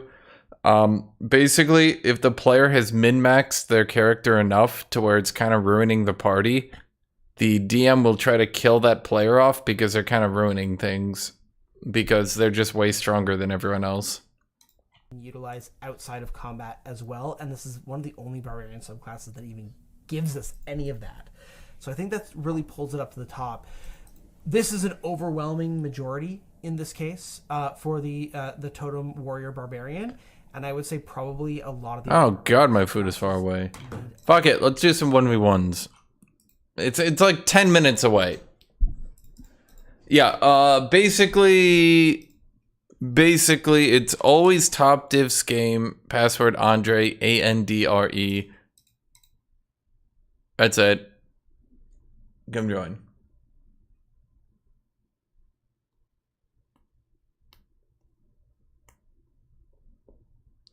No, it's basically if you min-max a character enough while no one else is min-maxing, you can just end up way stronger than everyone else, which in turn starts ruining the game for everybody. So people, yeah, that I'm not saying that's 100% of the time, but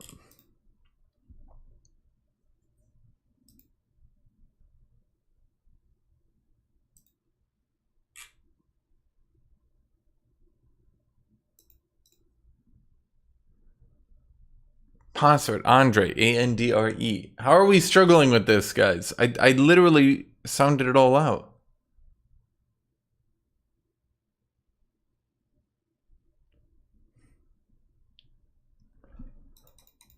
Yeah, you out. Okay, let's try Olaf. What the no, you. Everything else is good. Okay.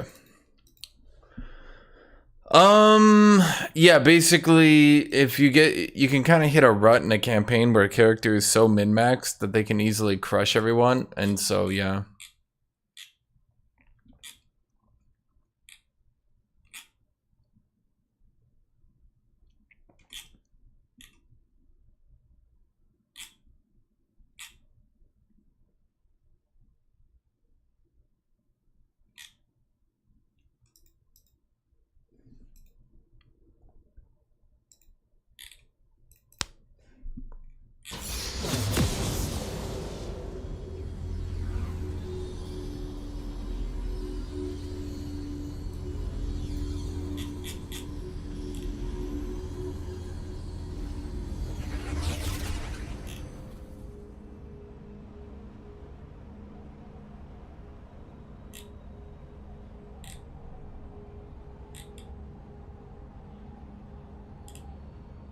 An Iceborn never truly dies.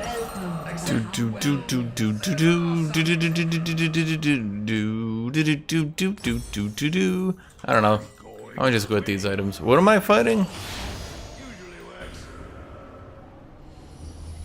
How does it ruin it for everyone? Imagine if a DM has to constantly make all the combat grossly overpowered because there's one character who's just way stronger than everyone else in the game.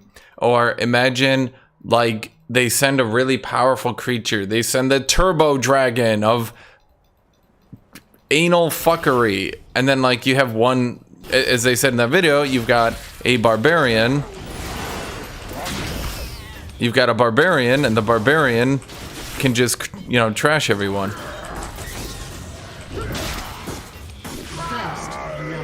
Okay, I'm gonna be honest. I kind of thought I was gonna kill him at some point. Sometimes I forget that Rengar cannot lose early game.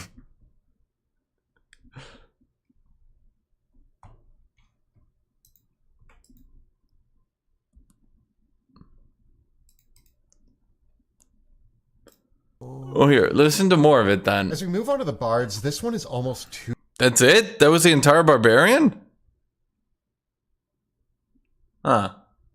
I thought they'd talk more. There are two subclasses that stand up above all the rest, and that is the College of Eloquence and the College of Lore. This is almost a split vote.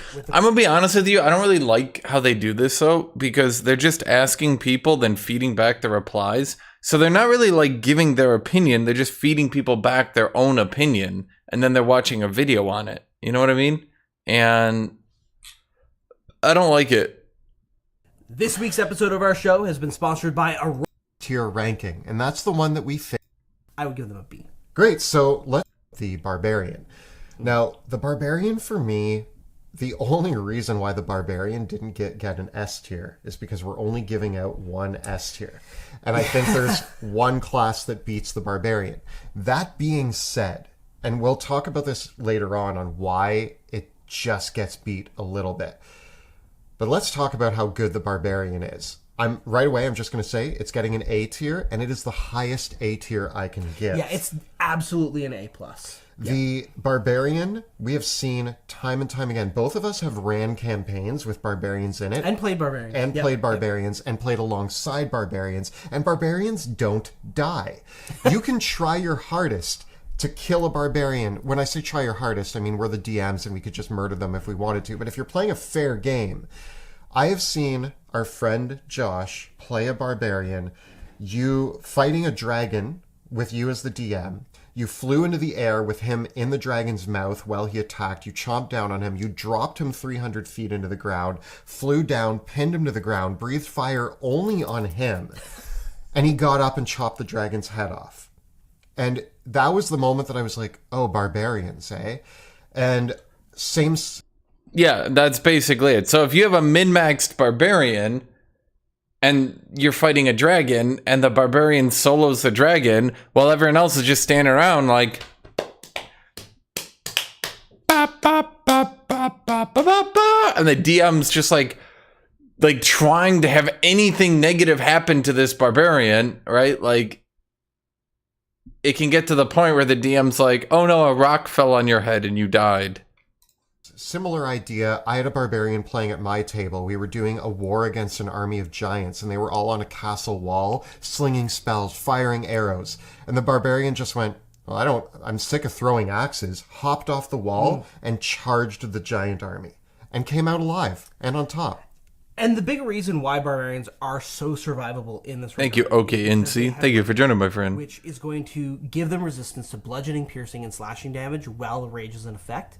This, combined with their D12 hit die and their natural proclivity to having a high strength and a high constitution score, because those power, obviously, their melee combat abilities, means that Barbarians just have a bucket load of hit points, and that huge hit point pool... Do you want to see Cleric? ...effectively doubled while their rage... Cleric. Now, as we move on to the Cleric is a really interesting option here, because I think that the Cleric not only... Thank you, Glenn Orense. Thank you for 2 months, my friend. In the game. I appreciate you. And then this weird divide of some subclasses get heavy armor at first level, others don't. Some clerics are more steered towards various spells that are excellent at making them more robust or slowing down or hurting enemies that come near them. There are many good builds for a cleric. Yeah. And clerics, especially the ones wearing heavy armor, are probably going to be on the front lines. I think the cleric is a class that can survive being on the front lines, but can't be the front line. Whenever I play a cleric, I expect to be on the front lines. But if I'm playing in a party with other prominent frontliners, I'm relying on them more to take more of the damage while I focus on my job as a cleric. For that reason, I'm thinking B.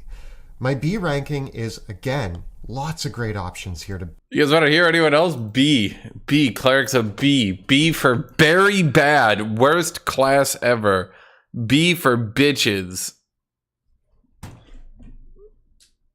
We got Druid. I think Druid sucks. Listen to Druid. But overall, it's B. It doesn't sound like they're just think going to if we shit move on talk. I want them to Druid, shit this talk a one class. Actually brings up a really interesting choice and a really interesting conversation, because Druids have a built-in ability that makes them a good frontliner. They have a built-in subclass, and that's the Moon Druid. And I think that that's literally the elephant in the room with the Druid. Because the challenge here is that the Moon Druid is one of the best, arguably the best, frontliners in the game. Particularly at varying levels of play. There's kind of this period where at low levels of play, the Moon Druid turning into a bear is super, super strong. And then it kind of has this weird middle period between, I would say around 8th or 9th level, it starts to weirdly drop off. Until you get to turn into an elemental. Until you get to turn into an elemental, and then you also get the higher level abilities that let you start casting spells when you're wild shaped and wild shape over and over again. Then you basically have infinite hit points. Moon Druid. And so I don't know what a makes the Moon Druid is. Really, really I don't know strong anything levels about this. on high levels and able to get through there. But are we going to say that the Druid class overall is highly ranked just because of the Moon Druid? No, I don't think we are. There are a few more points that I do want to give to the Druid, though. The Druid, all Druids have wild shape. At low levels, this makes all Druids okay at frontlining. I mean, you get to add extra hit points to yourself. It's true, yeah. Now, they also all get access to some pretty good summoning spells. And for me, something that a frontliner might that I'm actually going to talk about later in this episode, frontliners who have a companion, like the Battlesmith Artificer. Now you have double the amount of bodies that you can put on the front line. Interesting. That being said, yes. Okay, I've become bored. Druids are probably going to be a B again. They don't really sound like they're trying to shit talk any class. I know, Kitty. Why don't they just be like, Druids suck. Moon Druids OP. The rest of Druids suck. I know, Kitty. I know, Kitty.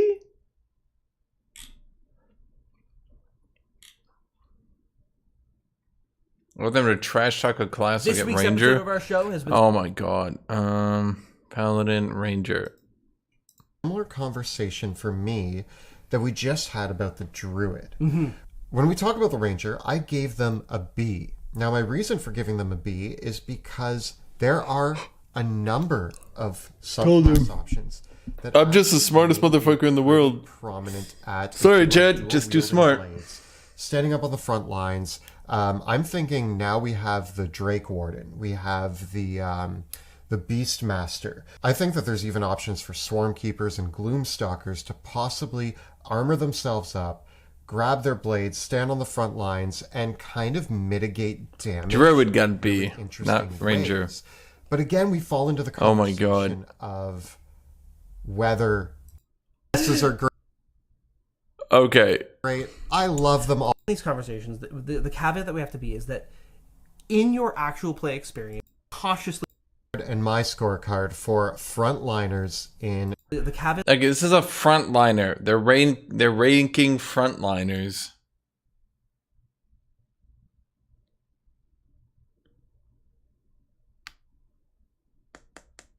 Apparently, they're only ranking frontliners, chat. So, Druid got B, Barbarian A, Paladin S, Ranger C and B. C and B.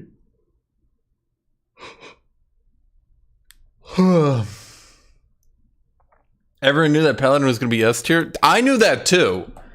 I knew that too. And in fact, let's listen to why Paladin's a frontliner S tier. And while we do that, I'll go get my food. I agree. It's a C for me. So now we come to the Paladin, and I'm going to go right ahead and say that the Paladin is the S tier frontliner. Yeah. Paladins, heavy armor, awesome weapons, great hit dice. Not only that, but they have abilities that allow them to add their charisma modifier to saving throws, and they have spell casting on top of all of that. They are by far, in my opinion, the best frontliner. And we talked about how the Barbarian was really close, but I think the separation here is that one ability that the Paladin gets, or, there's a couple things. There's the ability that the Paladin gets that lets them bolster all of their saving throws, as well as saving throws for the whole party. Aura of Protection is just such a gangbuster ability. It's hard to look at any... when we had conversations with some of our other collaborators like Trient Monk and Colby, when we talk about like party composition, it's always who's playing the Paladin. Yeah. Right? Yeah. Because not only do you want that Aura of Protection is such an amazing frontline ability, because not only does it apply to yourself, it applies to everybody around you. And then the Paladin on their own is going to, they come to the table with full plate and a shield. So they're getting right in the door with that AC at 20. There are ways for them to get higher than that. It's actually harder for them to get a super high AC compared to other classes, which is interesting. It's also harder for them to get a lot of hit points because they have a bit of an ability score spread. But the balance of resilience, armor class, and having the resistances to a wide variety of non-attack based things, backed up by things like lay on hands and spell casting, it just gives them a very complete package. Yeah, it's hard to put down a Paladin, and Paladins, when we describe the front line, it's not just about absorbing hit points, it's about protecting the rest of the party from taking damage. It's about withstanding all types of attacks that might come your way. That includes spells, disabling abilities, and, of course, combat attacks. Yeah. And the Paladin is the best at standing up to all of them. The Barbarian is going to be able to withstand the most direct damage. Yeah. But the Paladin is going to be able to protect them and their allies from so many other disabling factors. Yeah, there's a couple different ways to build Barbarians and Paladins, and depending on where your AC falls and where your hit points fall and how things stack up, you can be surprised at how much closer it comes than it looks like on paper, because Barbarians can get a really good AC, but they do have to invest in it in a very particular way. And oftentimes, all of this is true. A lot of Barbarians just kind of not care too much about that armor class because they're like, oh, I've got hit points and resistances, and kind of discount how AC does lower the overall incoming damage. Again, I think the Barbarian still comes out ahead over the Paladin in this front, but it's not necessarily the clear-cut comparison of the that it seems like it is on paper. A lot of Paladins definitely use lay on hands to bolster themselves, because if they go down, what's the rest of the party going to do? I think that also with the subclasses, Paladins get so many other things and tools to the table. They have their turning undead abilities. They have a Vengeance Paladin who can teleport, and being able to teleport as a frontliner is a really amazing tool in your toolbox. So Paladins are going to bring all of these other kind of interesting bits of utility which help them greatly on the front lines. All right, so we're both in agreement. Paladin.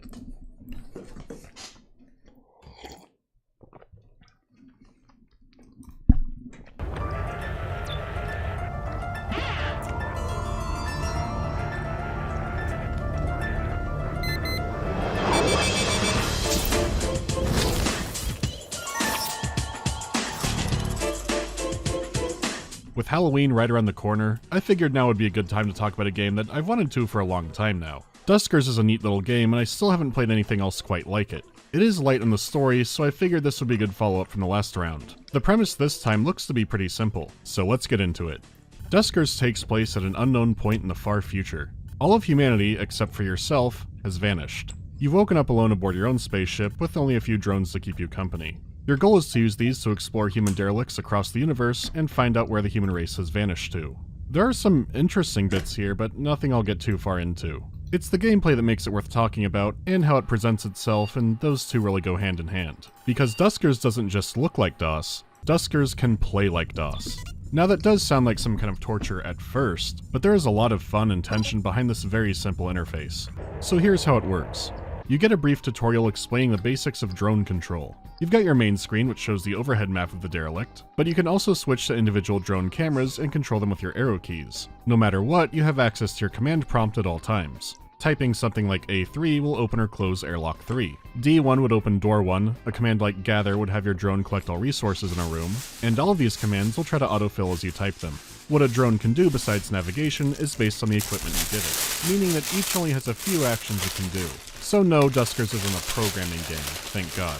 You can use semicolons to string actions together, or make an alias for some custom preset actions you made, but that's about as far as it goes. If anything, Duskers relies on you playing very reactively, so you can't just look at a derelict map and code up a Minecraft server to win. That would be a waste of time and a dumb idea.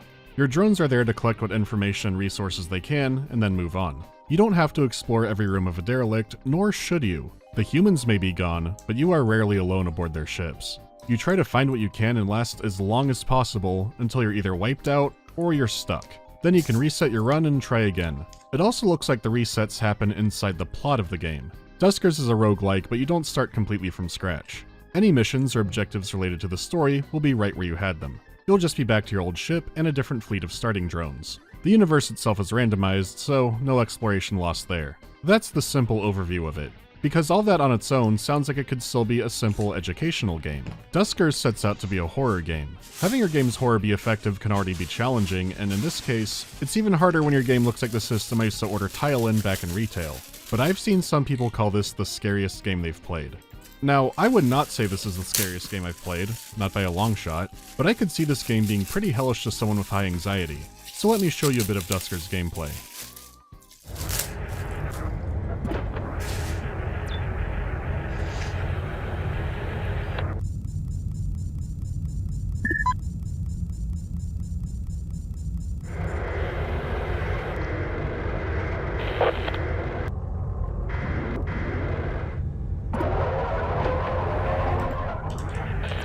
For being so simple, the game has a lot of atmosphere to it. We're deep in that magical Ridley Scott alien future. You can fly to a different solar system, but your PC won't have a taskbar. The visuals do a great job with this, but it's the sound that really pulls you in. Duskers is a game you play entirely with your keyboard, whether it's exploring with the drones, or visiting a vending machine, or traveling the stars. There's no music, but even in the overworld you get a lot of feedback with clicking keys and whirs and the sounds of metal crunching. The sound design is great enough to immerse you more into it instead of wondering where's the music.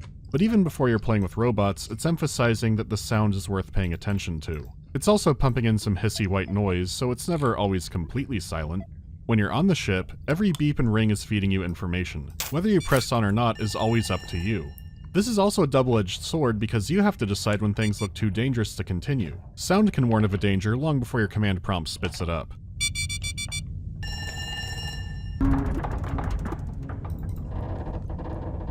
That's the sound of the lowest bidder's handiwork about to get a room depressurized.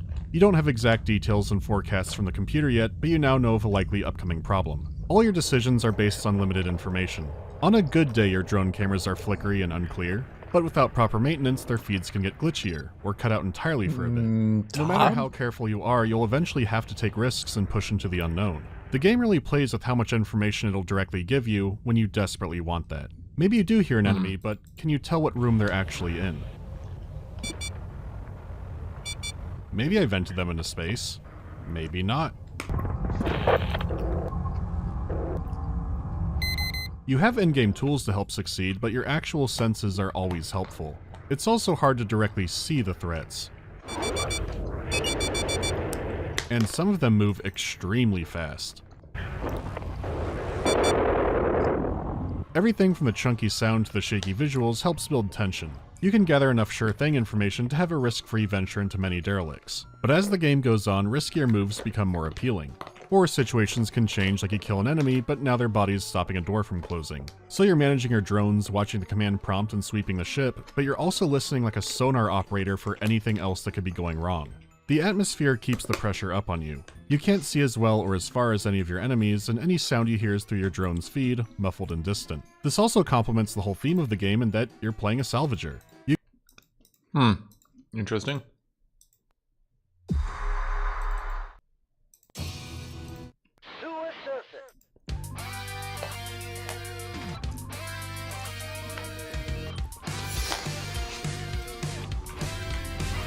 Zir. The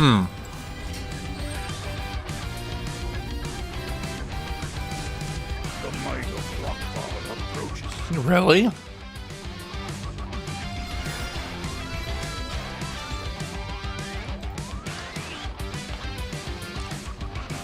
Welcome to Summoner's Rift.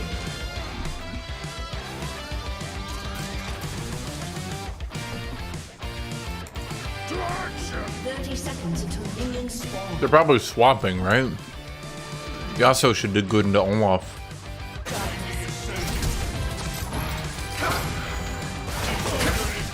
First,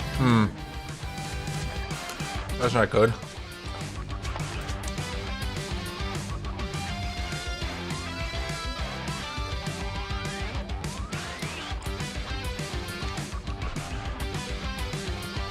minions have spawned. Urge to kill rise. It's a breakfast sandwich. It's like sausage, ham, cheese, egg.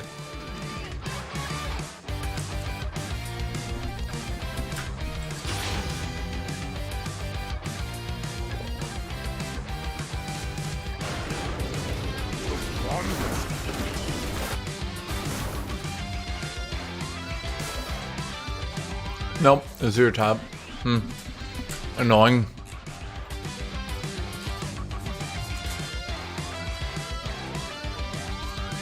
Didn't he get nerfed? Azir? He did. It's post nerf. Okay.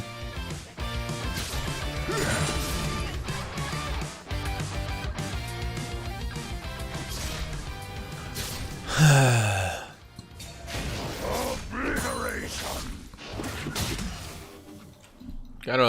Gotta do this, huh?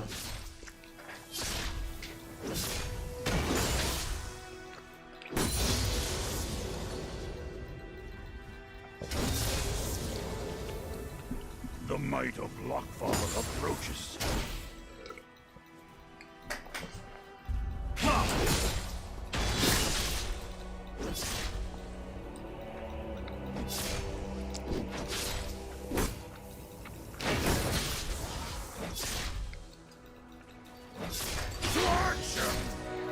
If there's one thing I love, it's a champion staying on the other edge of the lane, doing this much damage to me.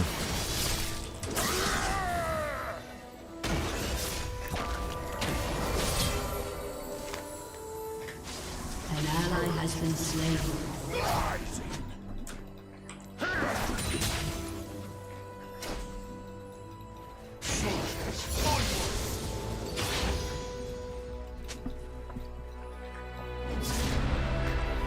To wander.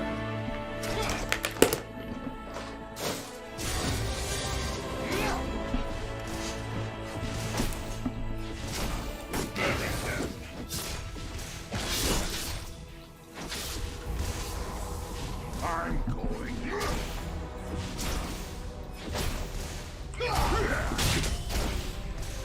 He must have outplayed me somewhere. I don't know where, but he must have outplayed me. Surely he didn't just sit back and summon soldiers over and over.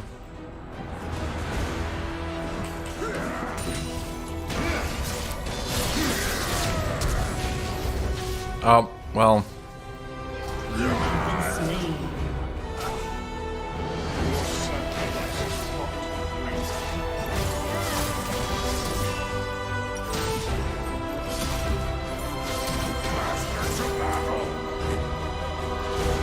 No flash Azir playing aggro under my turret. Junglers be like, I'm gonna clear the bot line.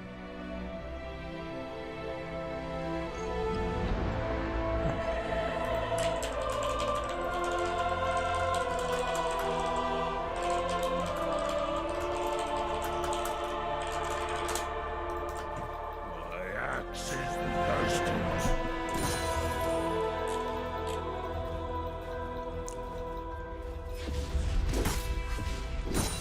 You know, people bitch about Aatrox, but like, is it really so bad that there's a first pick that can deal with this range abuse cheese? Because like, if I have to fight against Aatrox's Olaf, I can still beat the shit out of him, right? If I have to fight against Azir, it's like, I don't get to play League today. Urge to kill rise given. Like, what can I do? Reasonably, what can I do? Right? Like, unless he forgets how to do one of his combos, which he almost did earlier, but, you know, didn't quite get all the way to forgetting. Some fun. Summon Sand Soldier, attack. Summon Sand Soldier, attack. Summon Sand Soldier, attack. Q Sand Soldiers forward, attack. Summon Sand Soldier, attack. Haha, he says. What an insane outplay.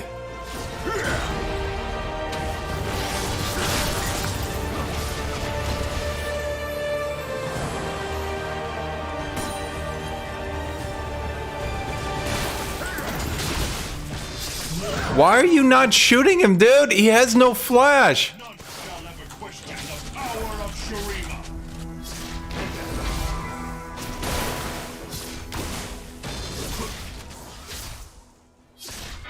What? I'm going. Okay, I thought we were in unison here, that once I hit him with my Q, that he would just jump in. An enemy has been slain. Double kill. I mean, I'm not crazy. He has no flash. He used his escape move. I hit my Q. I decided that's it. We got him. And Graves was like, backing out.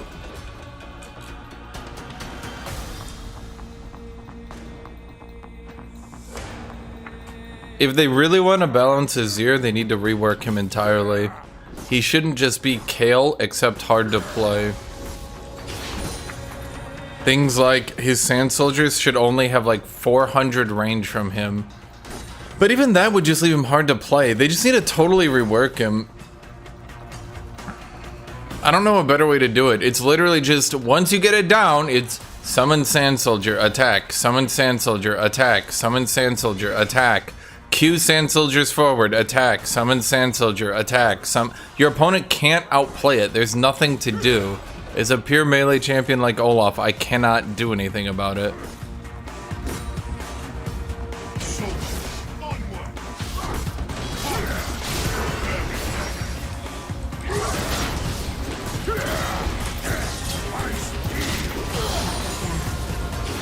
Ladies and gentlemen, we got him. I counted his Sand Soldiers. I've been counting them this entire time. I'm not autistic, don't worry about it. To battle. An enemy has been slain.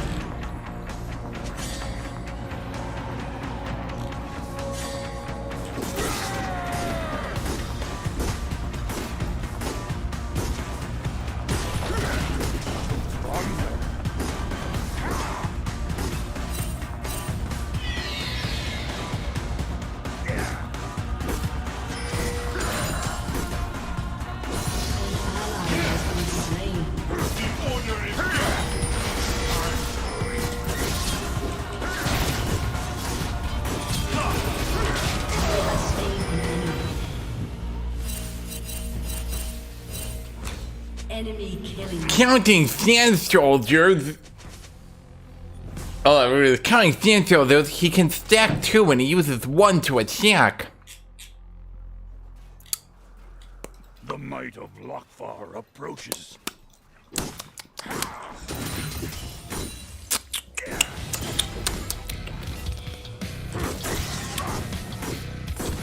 So you would have guessed in that situation he only had one sand soldier to use his escape move with. And he didn't have his Q to elongate it.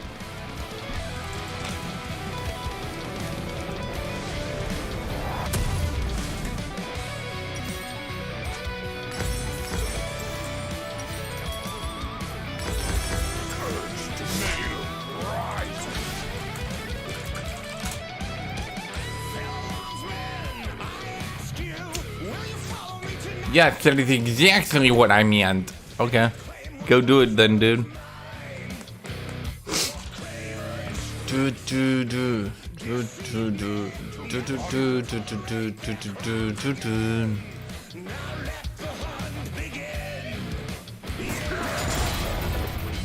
I meant I counted out his sand soldiers and knew what his exact play was gonna be, and he was dead before he even made a move.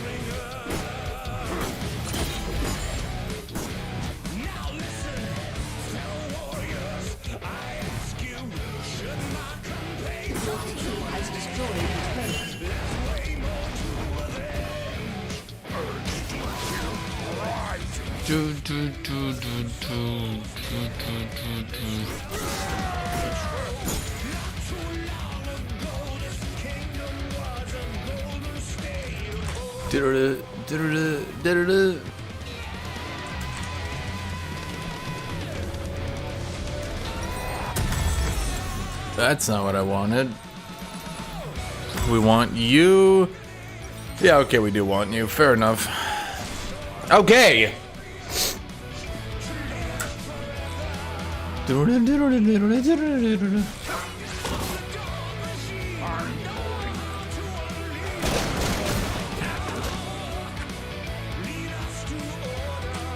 am the Nightbringer. I got bored of this. The might of Blockbar approaches.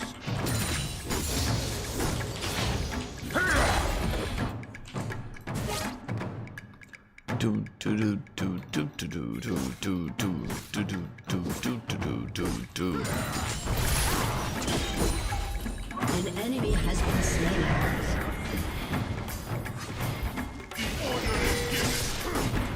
Your team has destroyed a turret.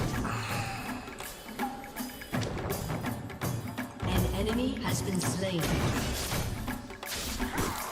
Come at me, Azir, bro. He's not coming at me. God, I fucking hate this piece of shit champion. Son of a bitch. Someone kill this motherfucker.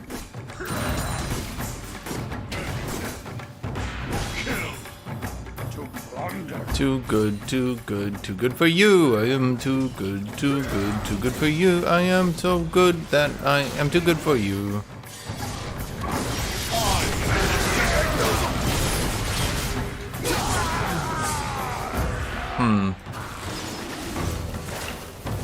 Kinda thought I was immune, but yeah, okay.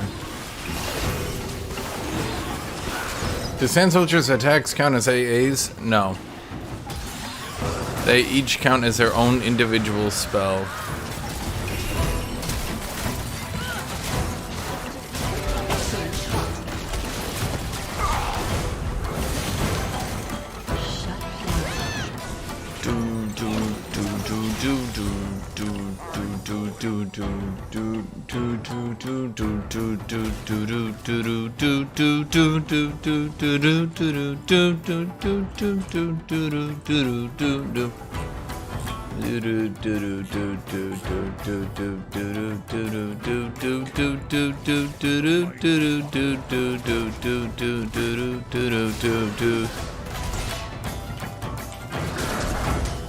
He really flashed?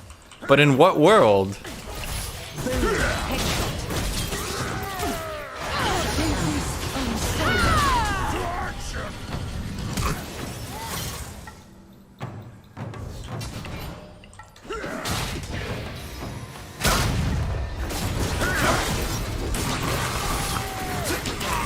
Shit, you fucking fuck. I've had my axe, dude. Oh well.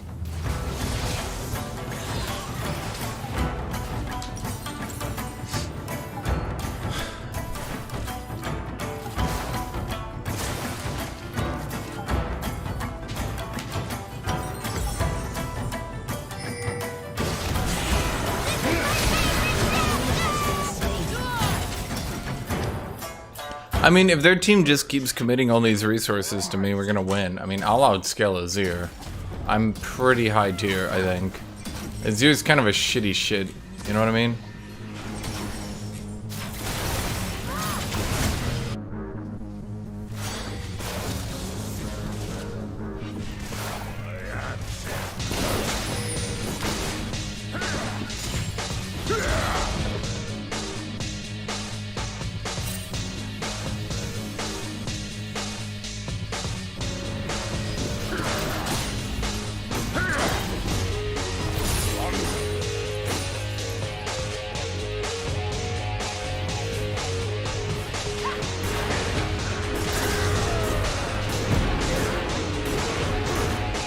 What?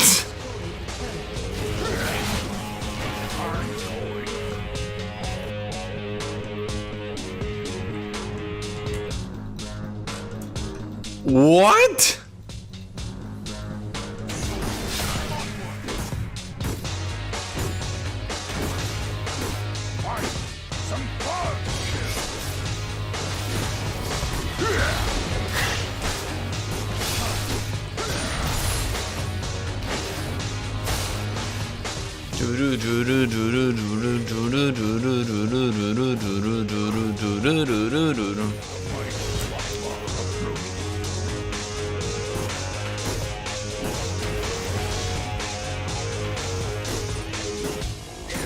Just go into range.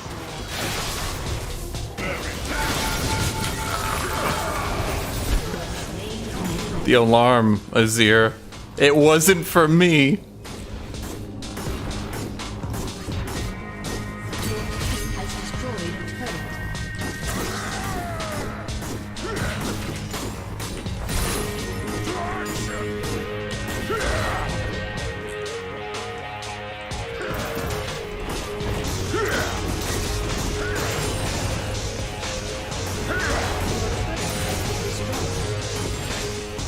Man, I have like no viewers today. I think, I don't know what it is. Do I have like a bad title or something?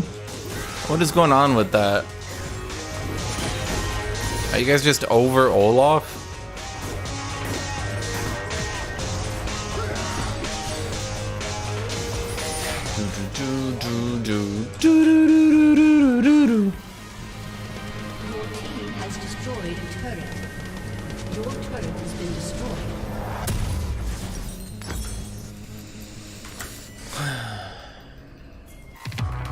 I don't think anyone's playing Lost Ark.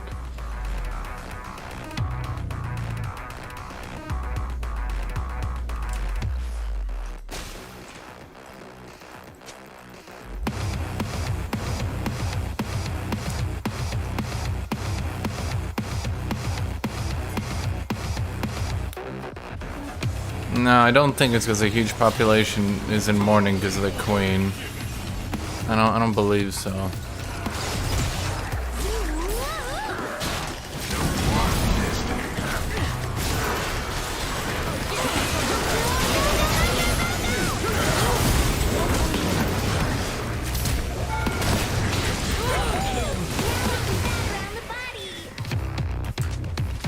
I didn't know where he was teleporting to. I just knew he teleports somewhere. And I just ran in. That was literally my thought process. I was like, where's he teleporting to? Doesn't matter. Get the fuck in there.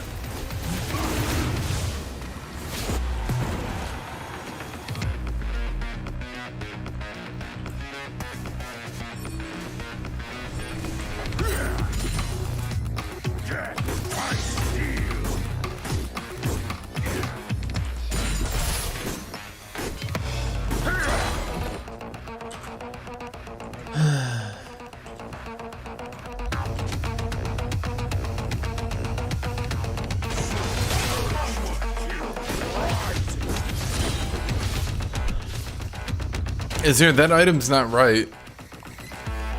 Now I know why he's not dealing any damage.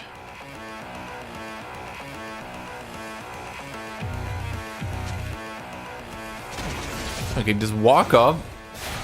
Walk up. Walk up. Walk up. Walk up.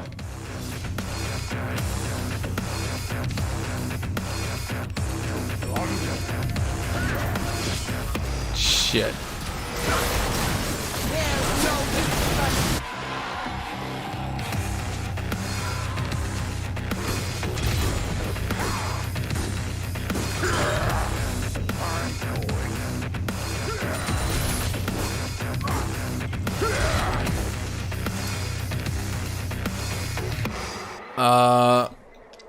Zero had a good laning phase, and then he kind of just fell off a cliff against me, and then he started dying, and then that was kind of the end of his appearance this game, yeah.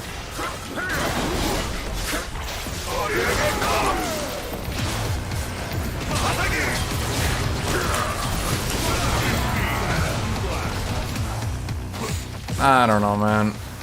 I don't know.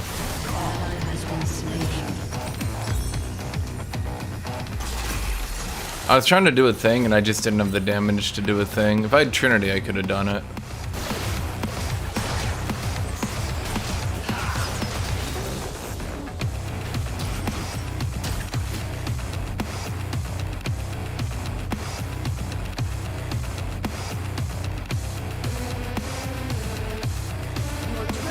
I mean, lots of people die every day. Kitty. Kitty. Come here. The might of Rockfall approaches. Kitty, you're stubborn.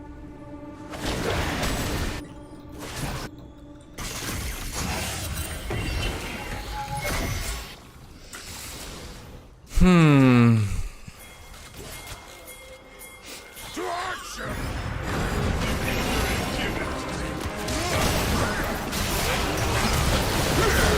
Has been slain.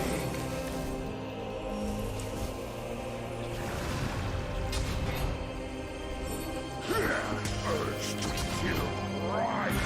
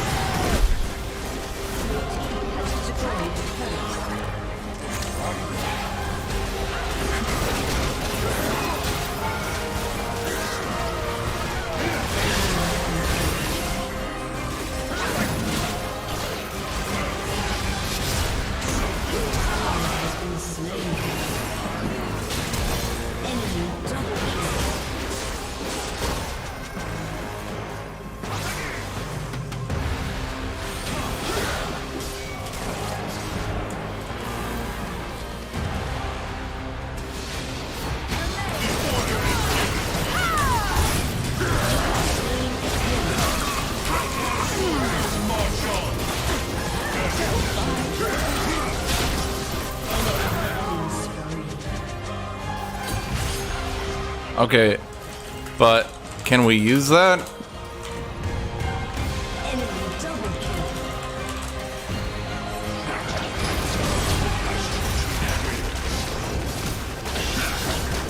Enemy triple kill. Shut down.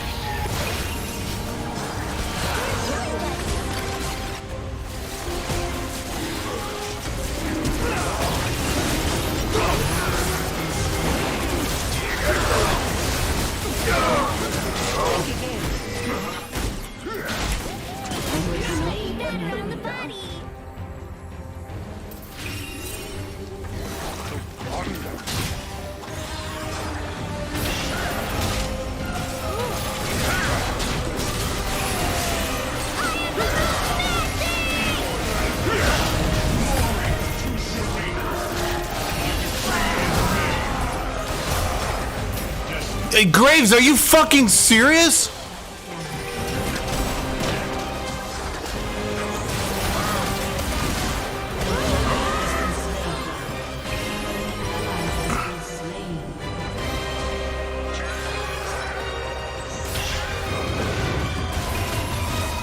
I'm having my mind blown right now, man.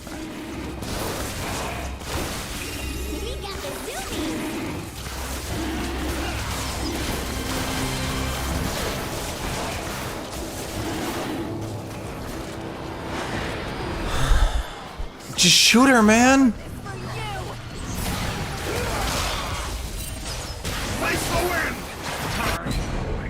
An ally has been slain. Oh, you have to.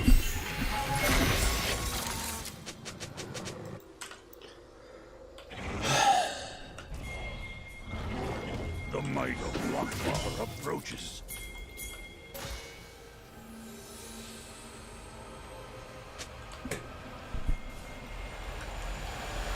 Please, team. Oh my fucking god.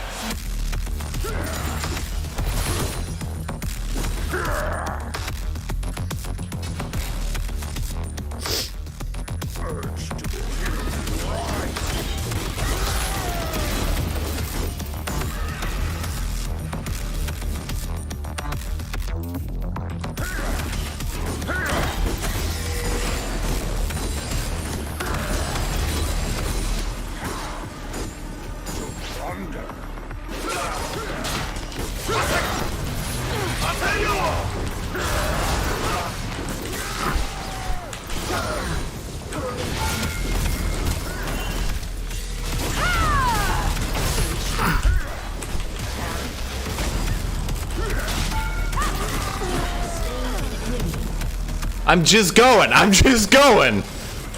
You don't stop. You don't stop. You just keep going.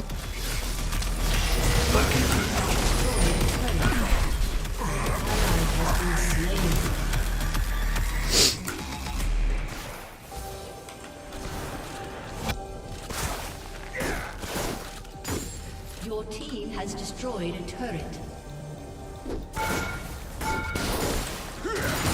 Chop, chop.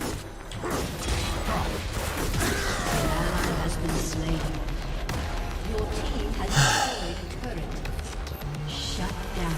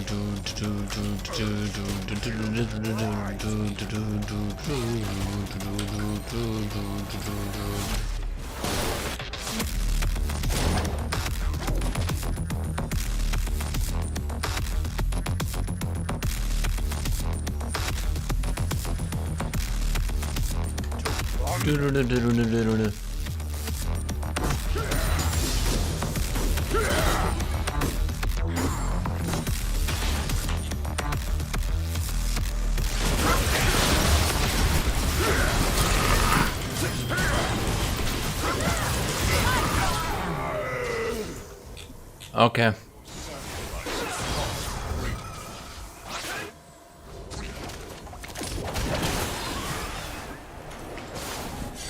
Well,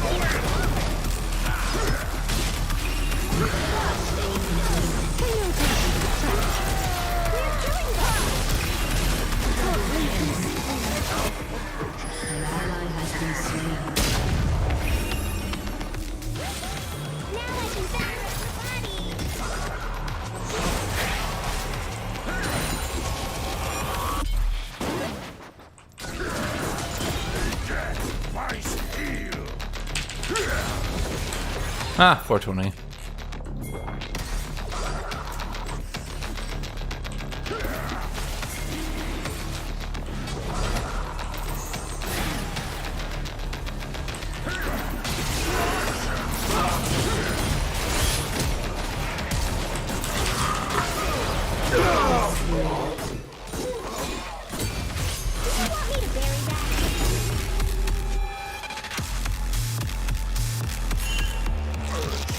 I mean, I just got Yasuo.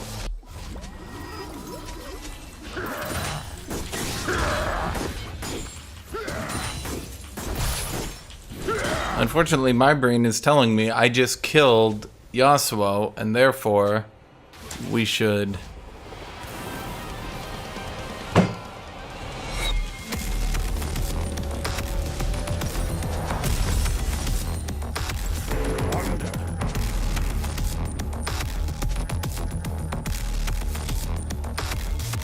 I don't think this is a good idea.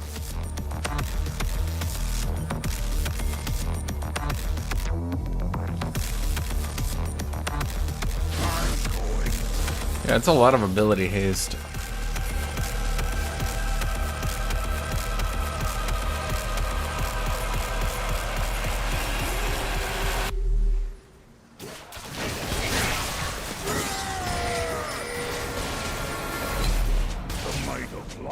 Approaches. Thank you, level 13 Oddish. Thank you, my friend.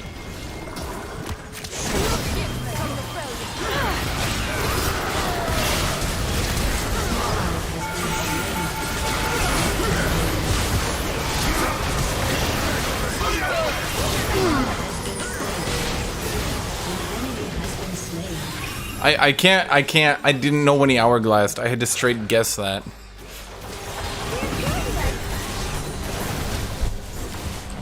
Anyone else think Dawi Zar are cooler than regular ass Dawi?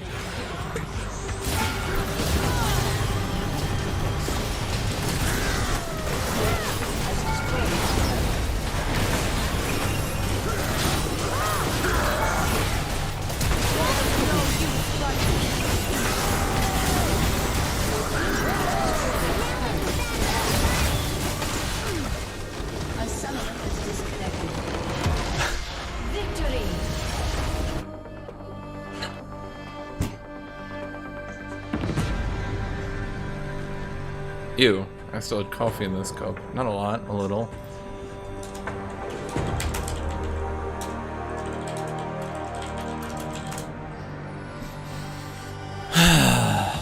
Dude, what a fucking game.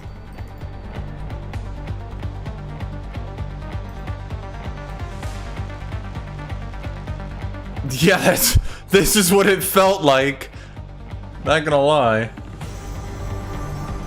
Holy shit!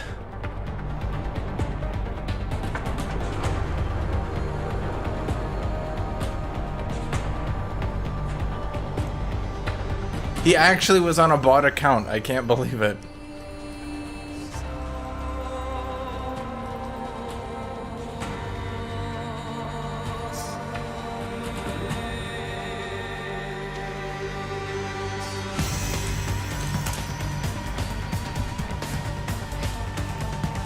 What the fuck is a Dawi Zar? If only there was some way to figure it out.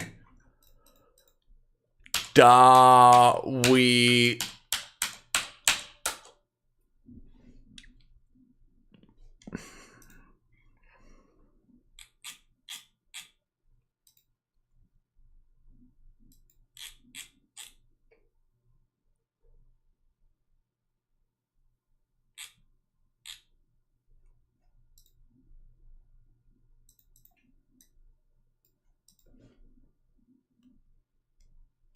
Okay, I'll do one more game and then I got Total War to play today. Sorry.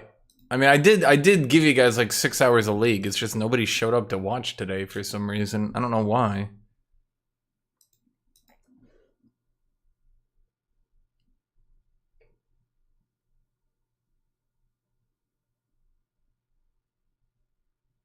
Whenever I build CDR boots on Olaf, I have, and I'm increasingly starting to hate it. I do it in special situations, and I'm not sure I like it.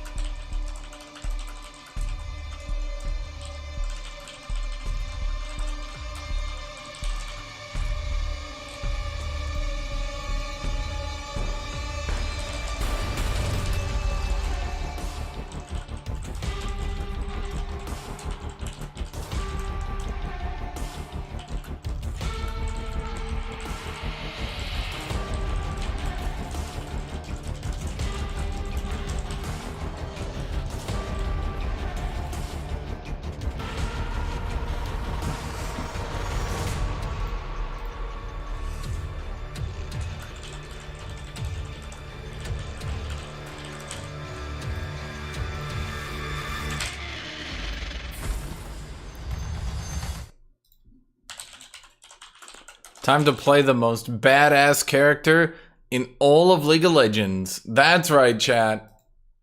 Maokai.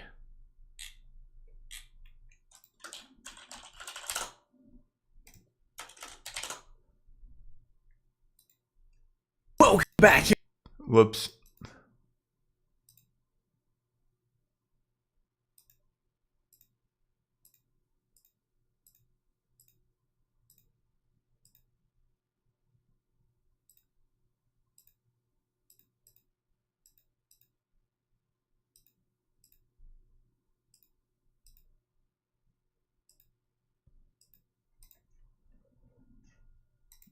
Wait. I need to do my runes here because I'm fighting a rat. Oh, is that Maokai? Corruptors. The audio quality is really bad. Show them to Brom. You, defilers of the grove. Ah, majestic tree creature. There is a mistake. You go no further. Tarnish these lands no longer. This tree is very loud. I like that. Saplings shall rise where your corpses rot.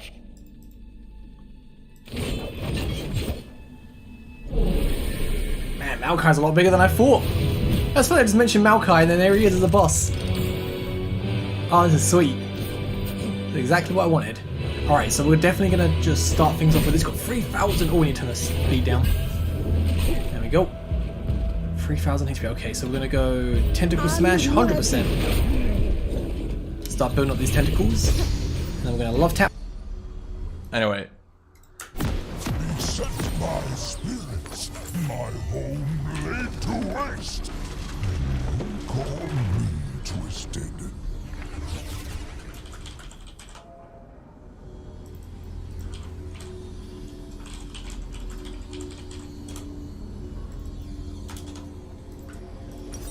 Welcome to Summoner's Rift.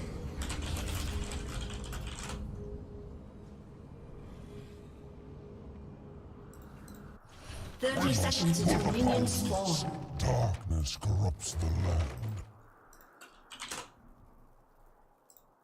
He has his own song.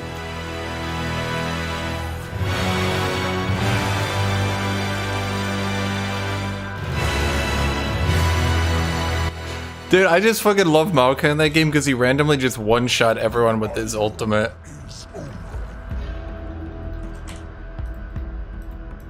It was so unexpected too. It just came out of nowhere.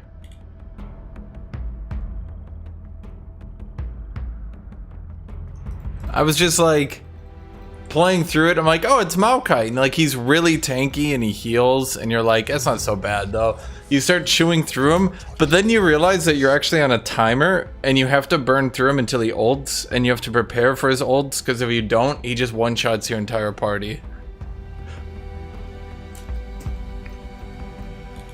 But then you realize that you don't have to do the entire boss fight, because I think, I don't remember the exact HP amount, but eventually Ari comes through and is like, no, stop fighting.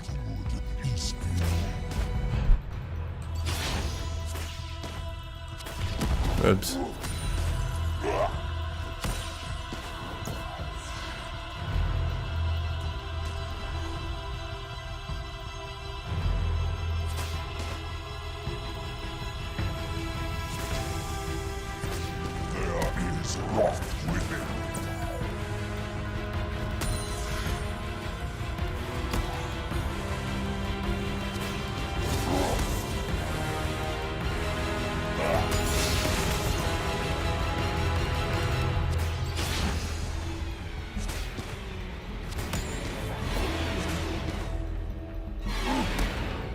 Vengeance may be hollow, but so is my trunk.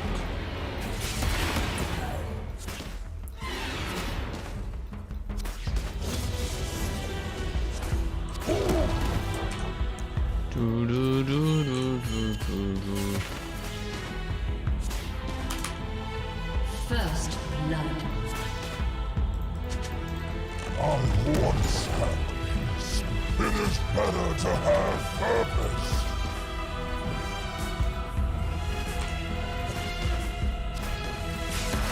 This will leave splinters.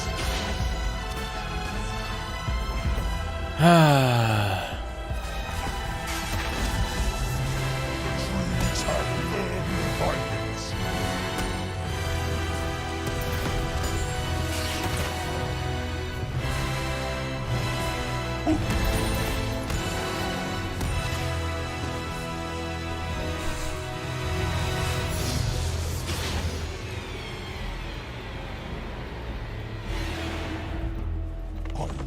witness their wickedness. An ally has been slain. An ally has I feel like going Teemo is a bitch move. That's what I feel.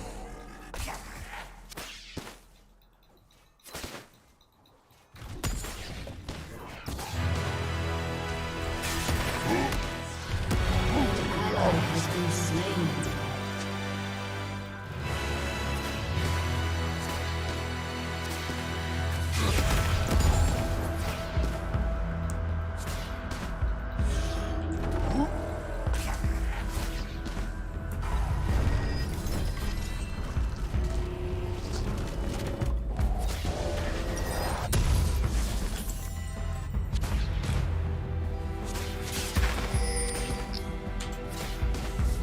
Oh fuck, I have teleport.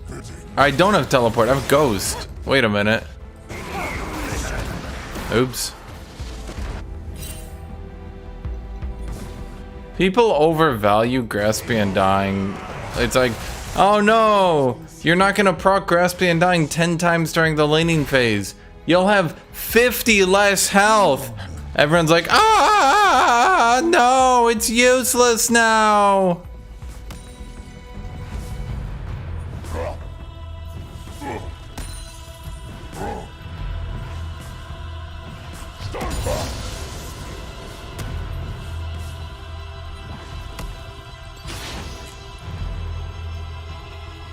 Protect what is pure.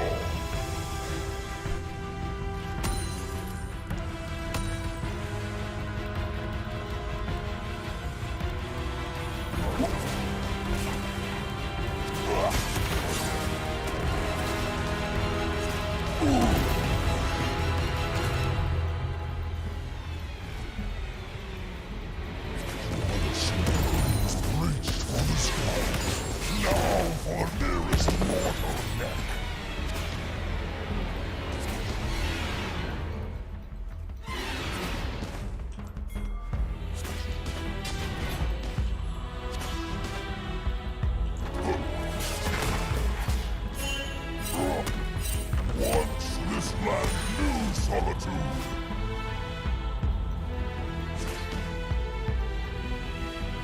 Stand back. Shut down.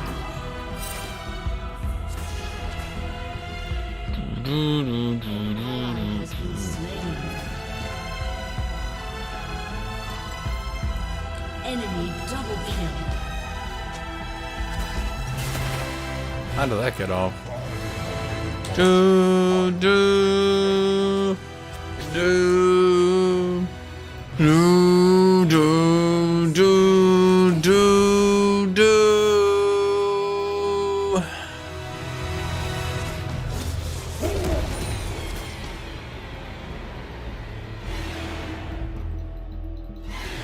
I'm stream snipeable. By God, they might know where I am. Like an itch beneath. The horror. They'll know that Maokai is top lane.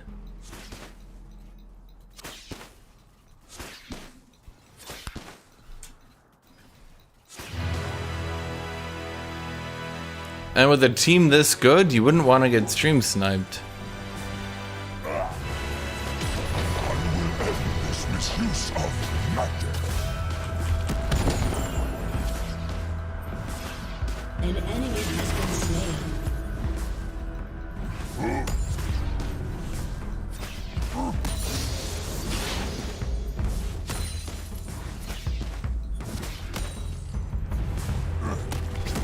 Drink deep of what magic remains.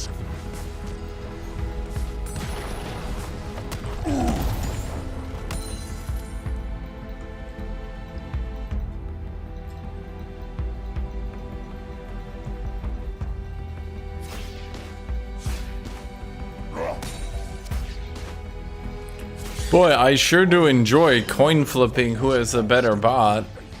If only there was a champion who could be picked to never lose lane.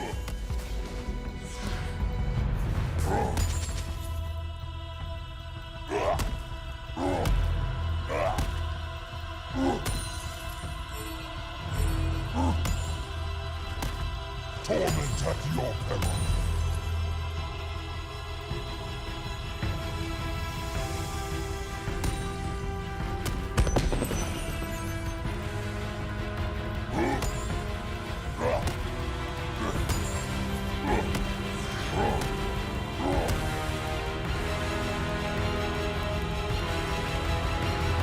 It is good to unknown.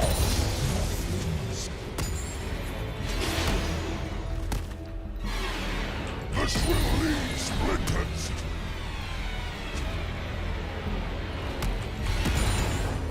An ally has been slain.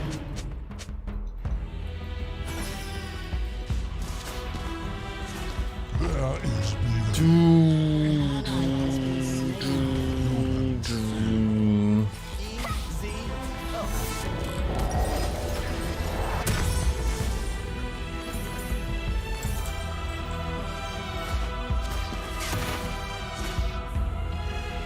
Game's not doomed.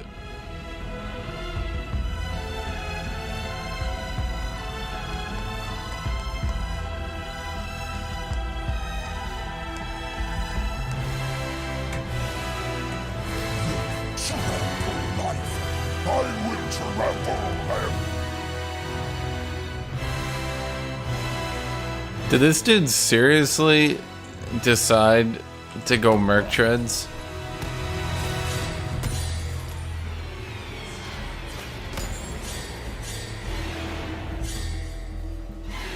Life here existed in time before death.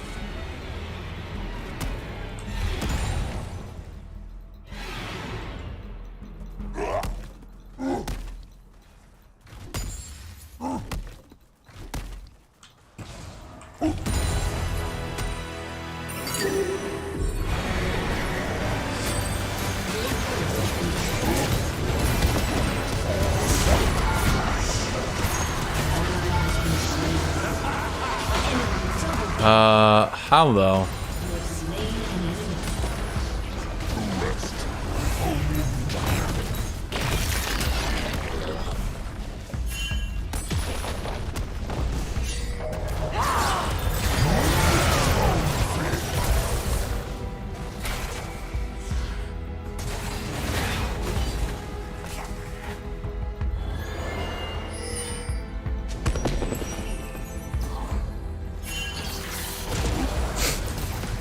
patient as a tree.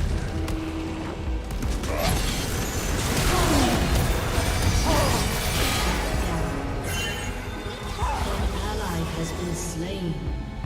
I will fight for every pebble, every blade of grass.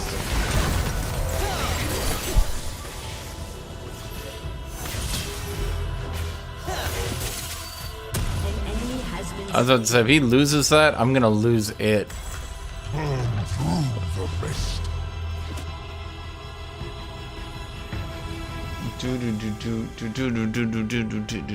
It's one of those games, indeed. Fighting Teemo, and my entire team loses. Yep.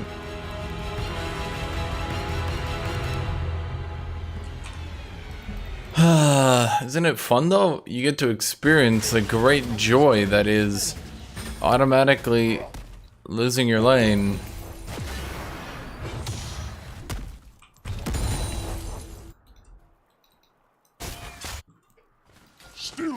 Let's start setting up that safe space because shit's about to go down.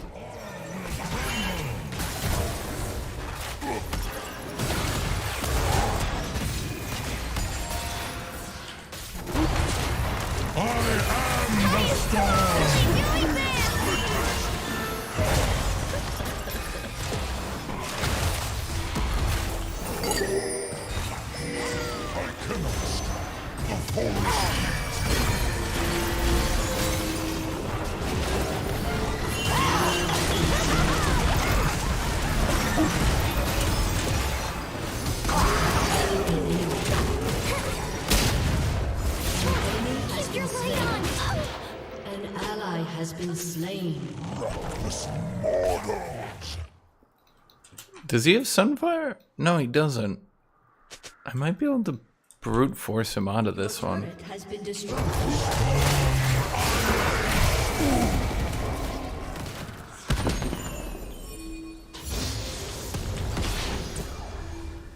This will leave splinters. Nope.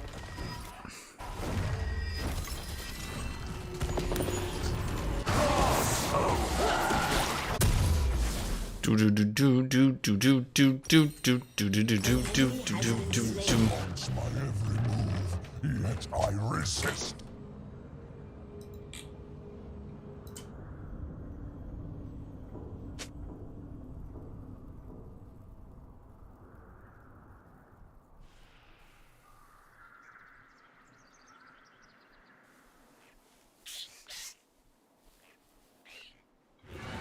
I cannot find peace, not even in the smallest branch.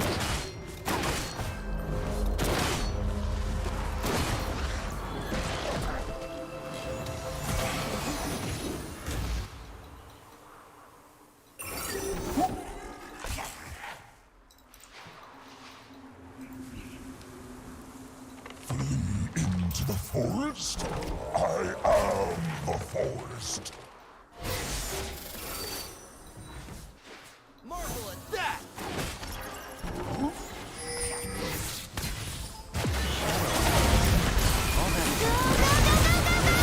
Oh!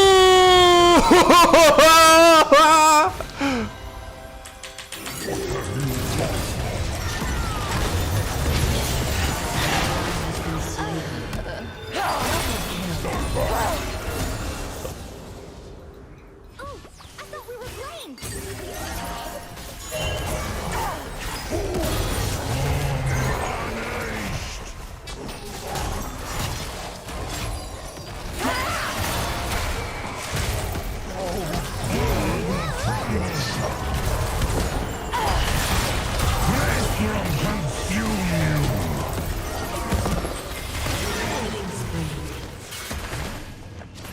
Woohoo! Now I can bat around the body! Okay, did you guys not see what I did there?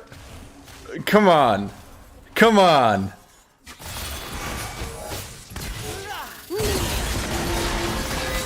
That was so goddamn genius. And none of y'all noticed that?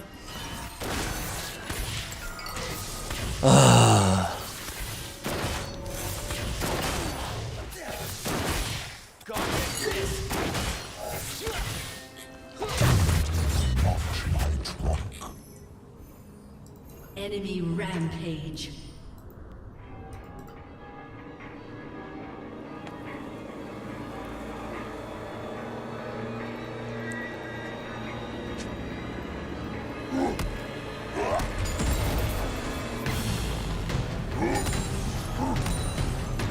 It is in my nature.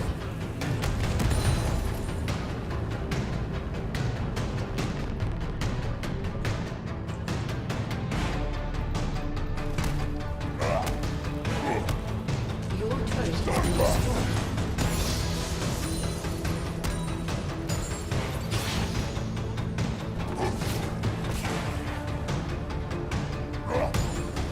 Shadow has fallen. I stacked tier so late? Well, I'm not sure if you noticed, but it was kind of difficult to stack it earlier.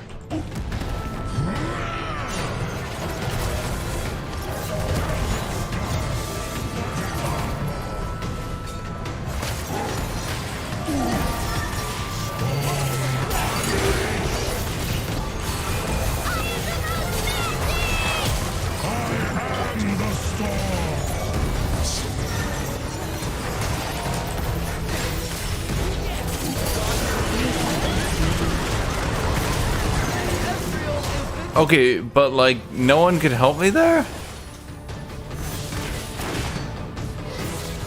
Ally has been slain. Whatever.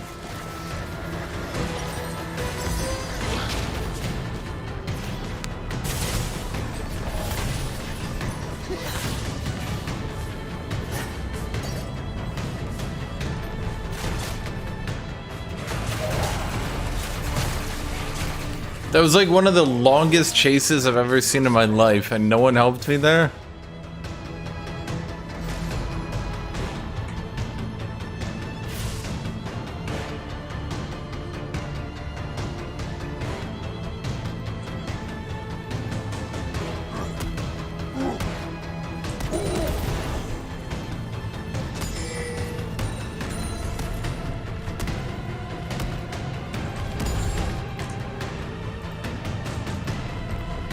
Once they were human, now they are only in my way.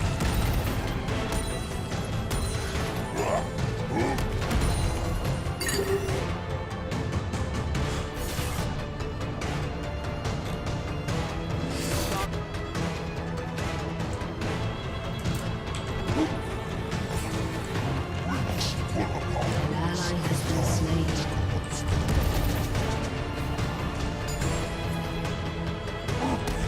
Shut down.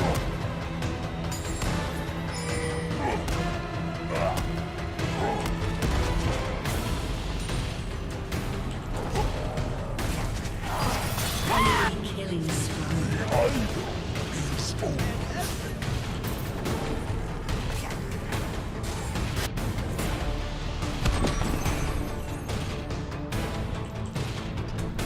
This will leave splinters.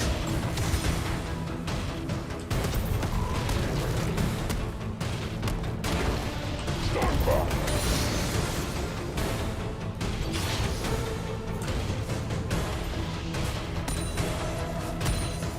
My heart is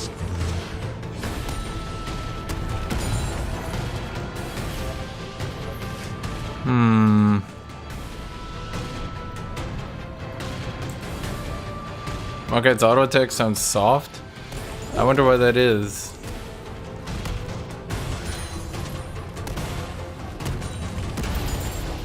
I once had peace. It is better to have purpose.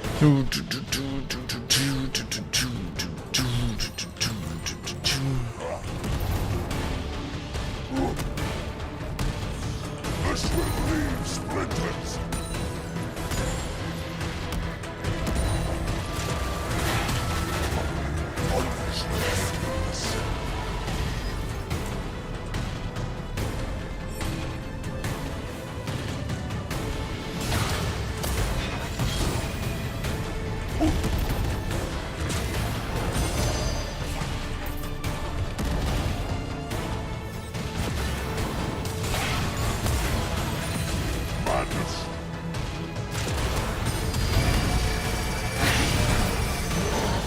Oh, okay. Sometimes I forget that just sort of kills you.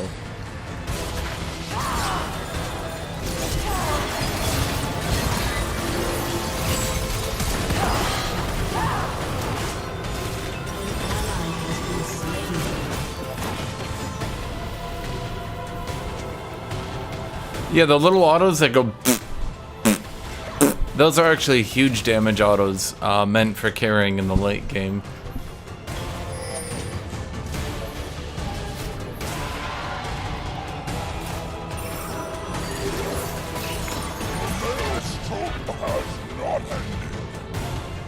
Your team has destroyed a turret.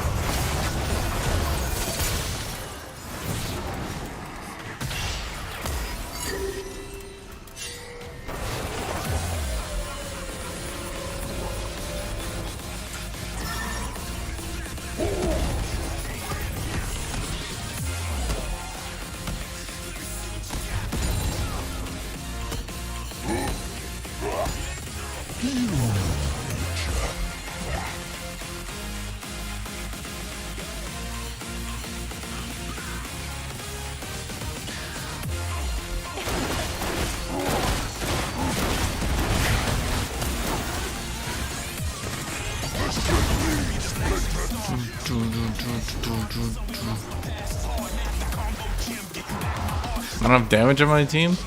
Yeah, it does seem that way, doesn't it? That's okay though.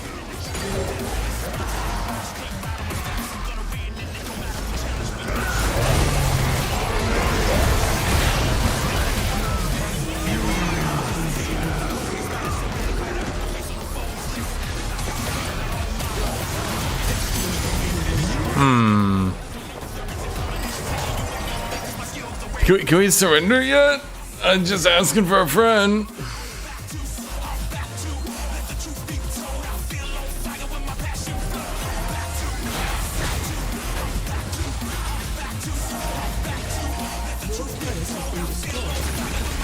Yeah, there's like not, I don't know. I didn't get to participate in this game, unfortunately.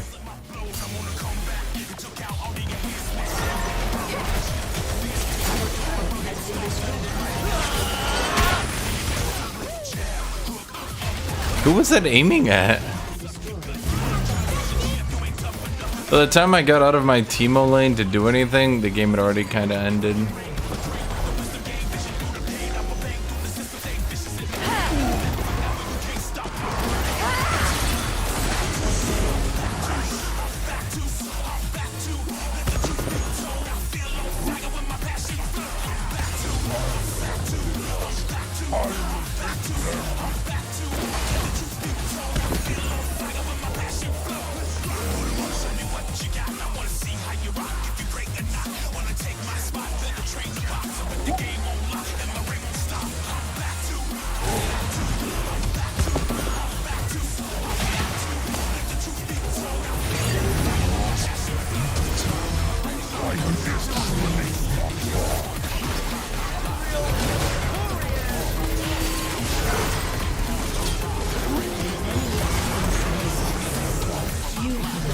Yeah, I don't know.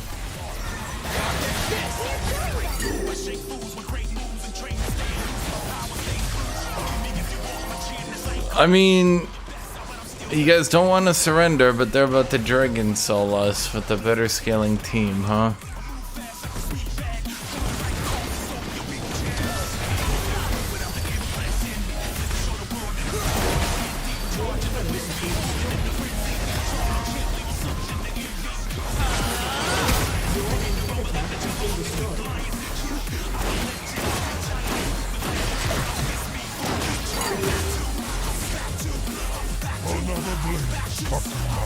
More armor? Dear God, that's a problem. I need more armor to survive.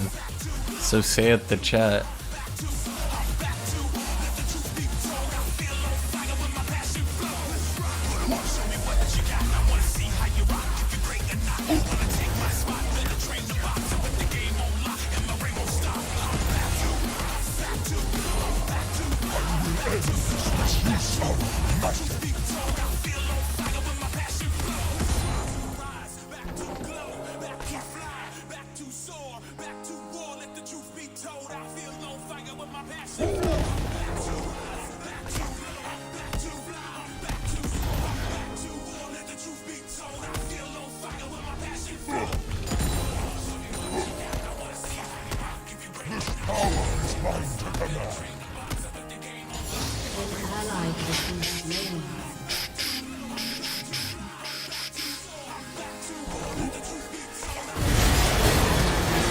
I mean, at least we almost won.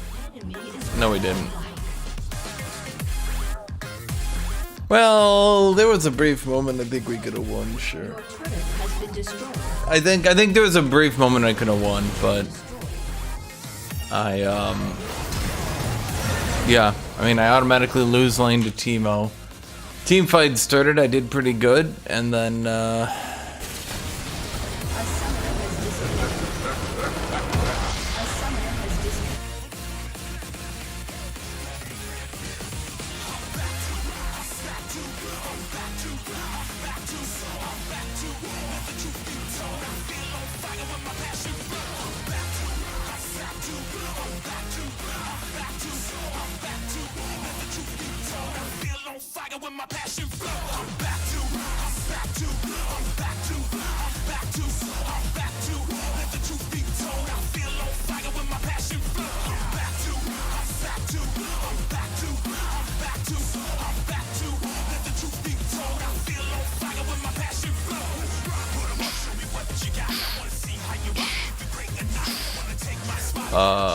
I guess Bard played kind of decent.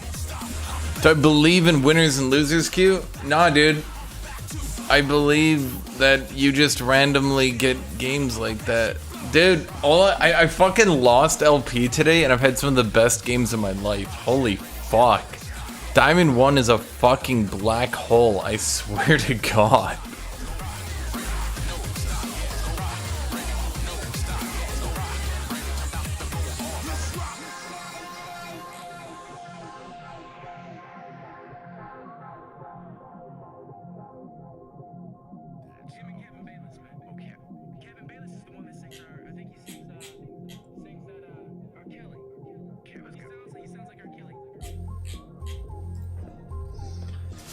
Okay, I'm gonna do one last game, maybe. Yeah, should I even do one last game?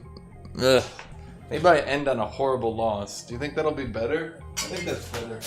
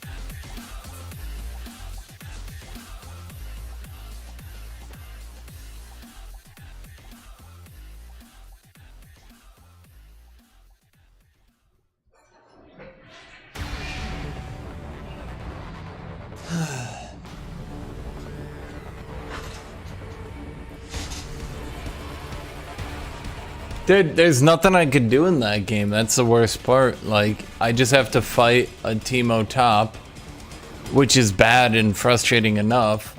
But then I have to go from Teemo top into losing team. And like, I think I played a pretty good mid game, but it kind of became obvious that they had just way too many fed people, and I did not.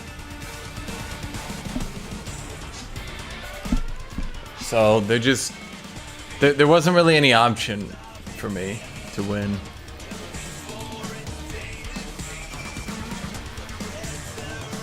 Unfortunately.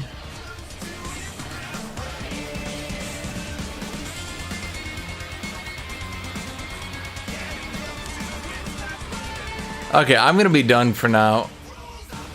At least I'm gonna be done with the league.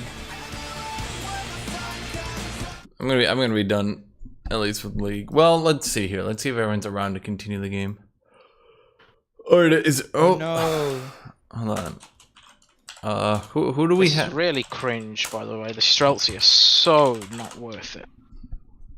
Is everyone? Whoop, am I muted? Okay. Is everyone around? Well, they're muted. Oh, what the fuck? They said they said they would be ready for the game. I think they'll just stop playing until you're Go on, ready. then, let's see what they do in melee then. If they're so shit at range.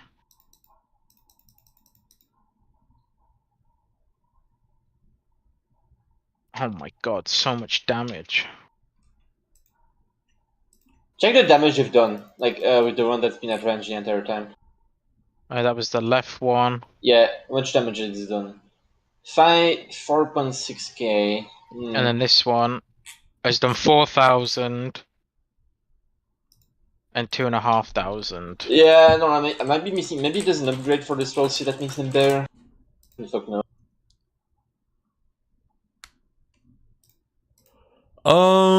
Looks like they'll be around in a little bit. I don't know. There's like no one watching League today. I don't know what it is. Like I'm struggling to break 200 viewers today. Or I should say 300 viewers. I don't know what the fuck's going on with that, but yeah, that ain't usual. This is significantly below par. I don't know if it's the thumbnail or the title, but yeah, not great. Literally like half the views as I should normally get. Not sure what's up with that. Anyway, I'm going to be done for now. Yeah, I mean, I'll show you guys over to Total War. Hopefully that should start in like 20 minutes-ish. Yeah, I mean, we'll start in like 20 minutes. Okay, I'll see you guys.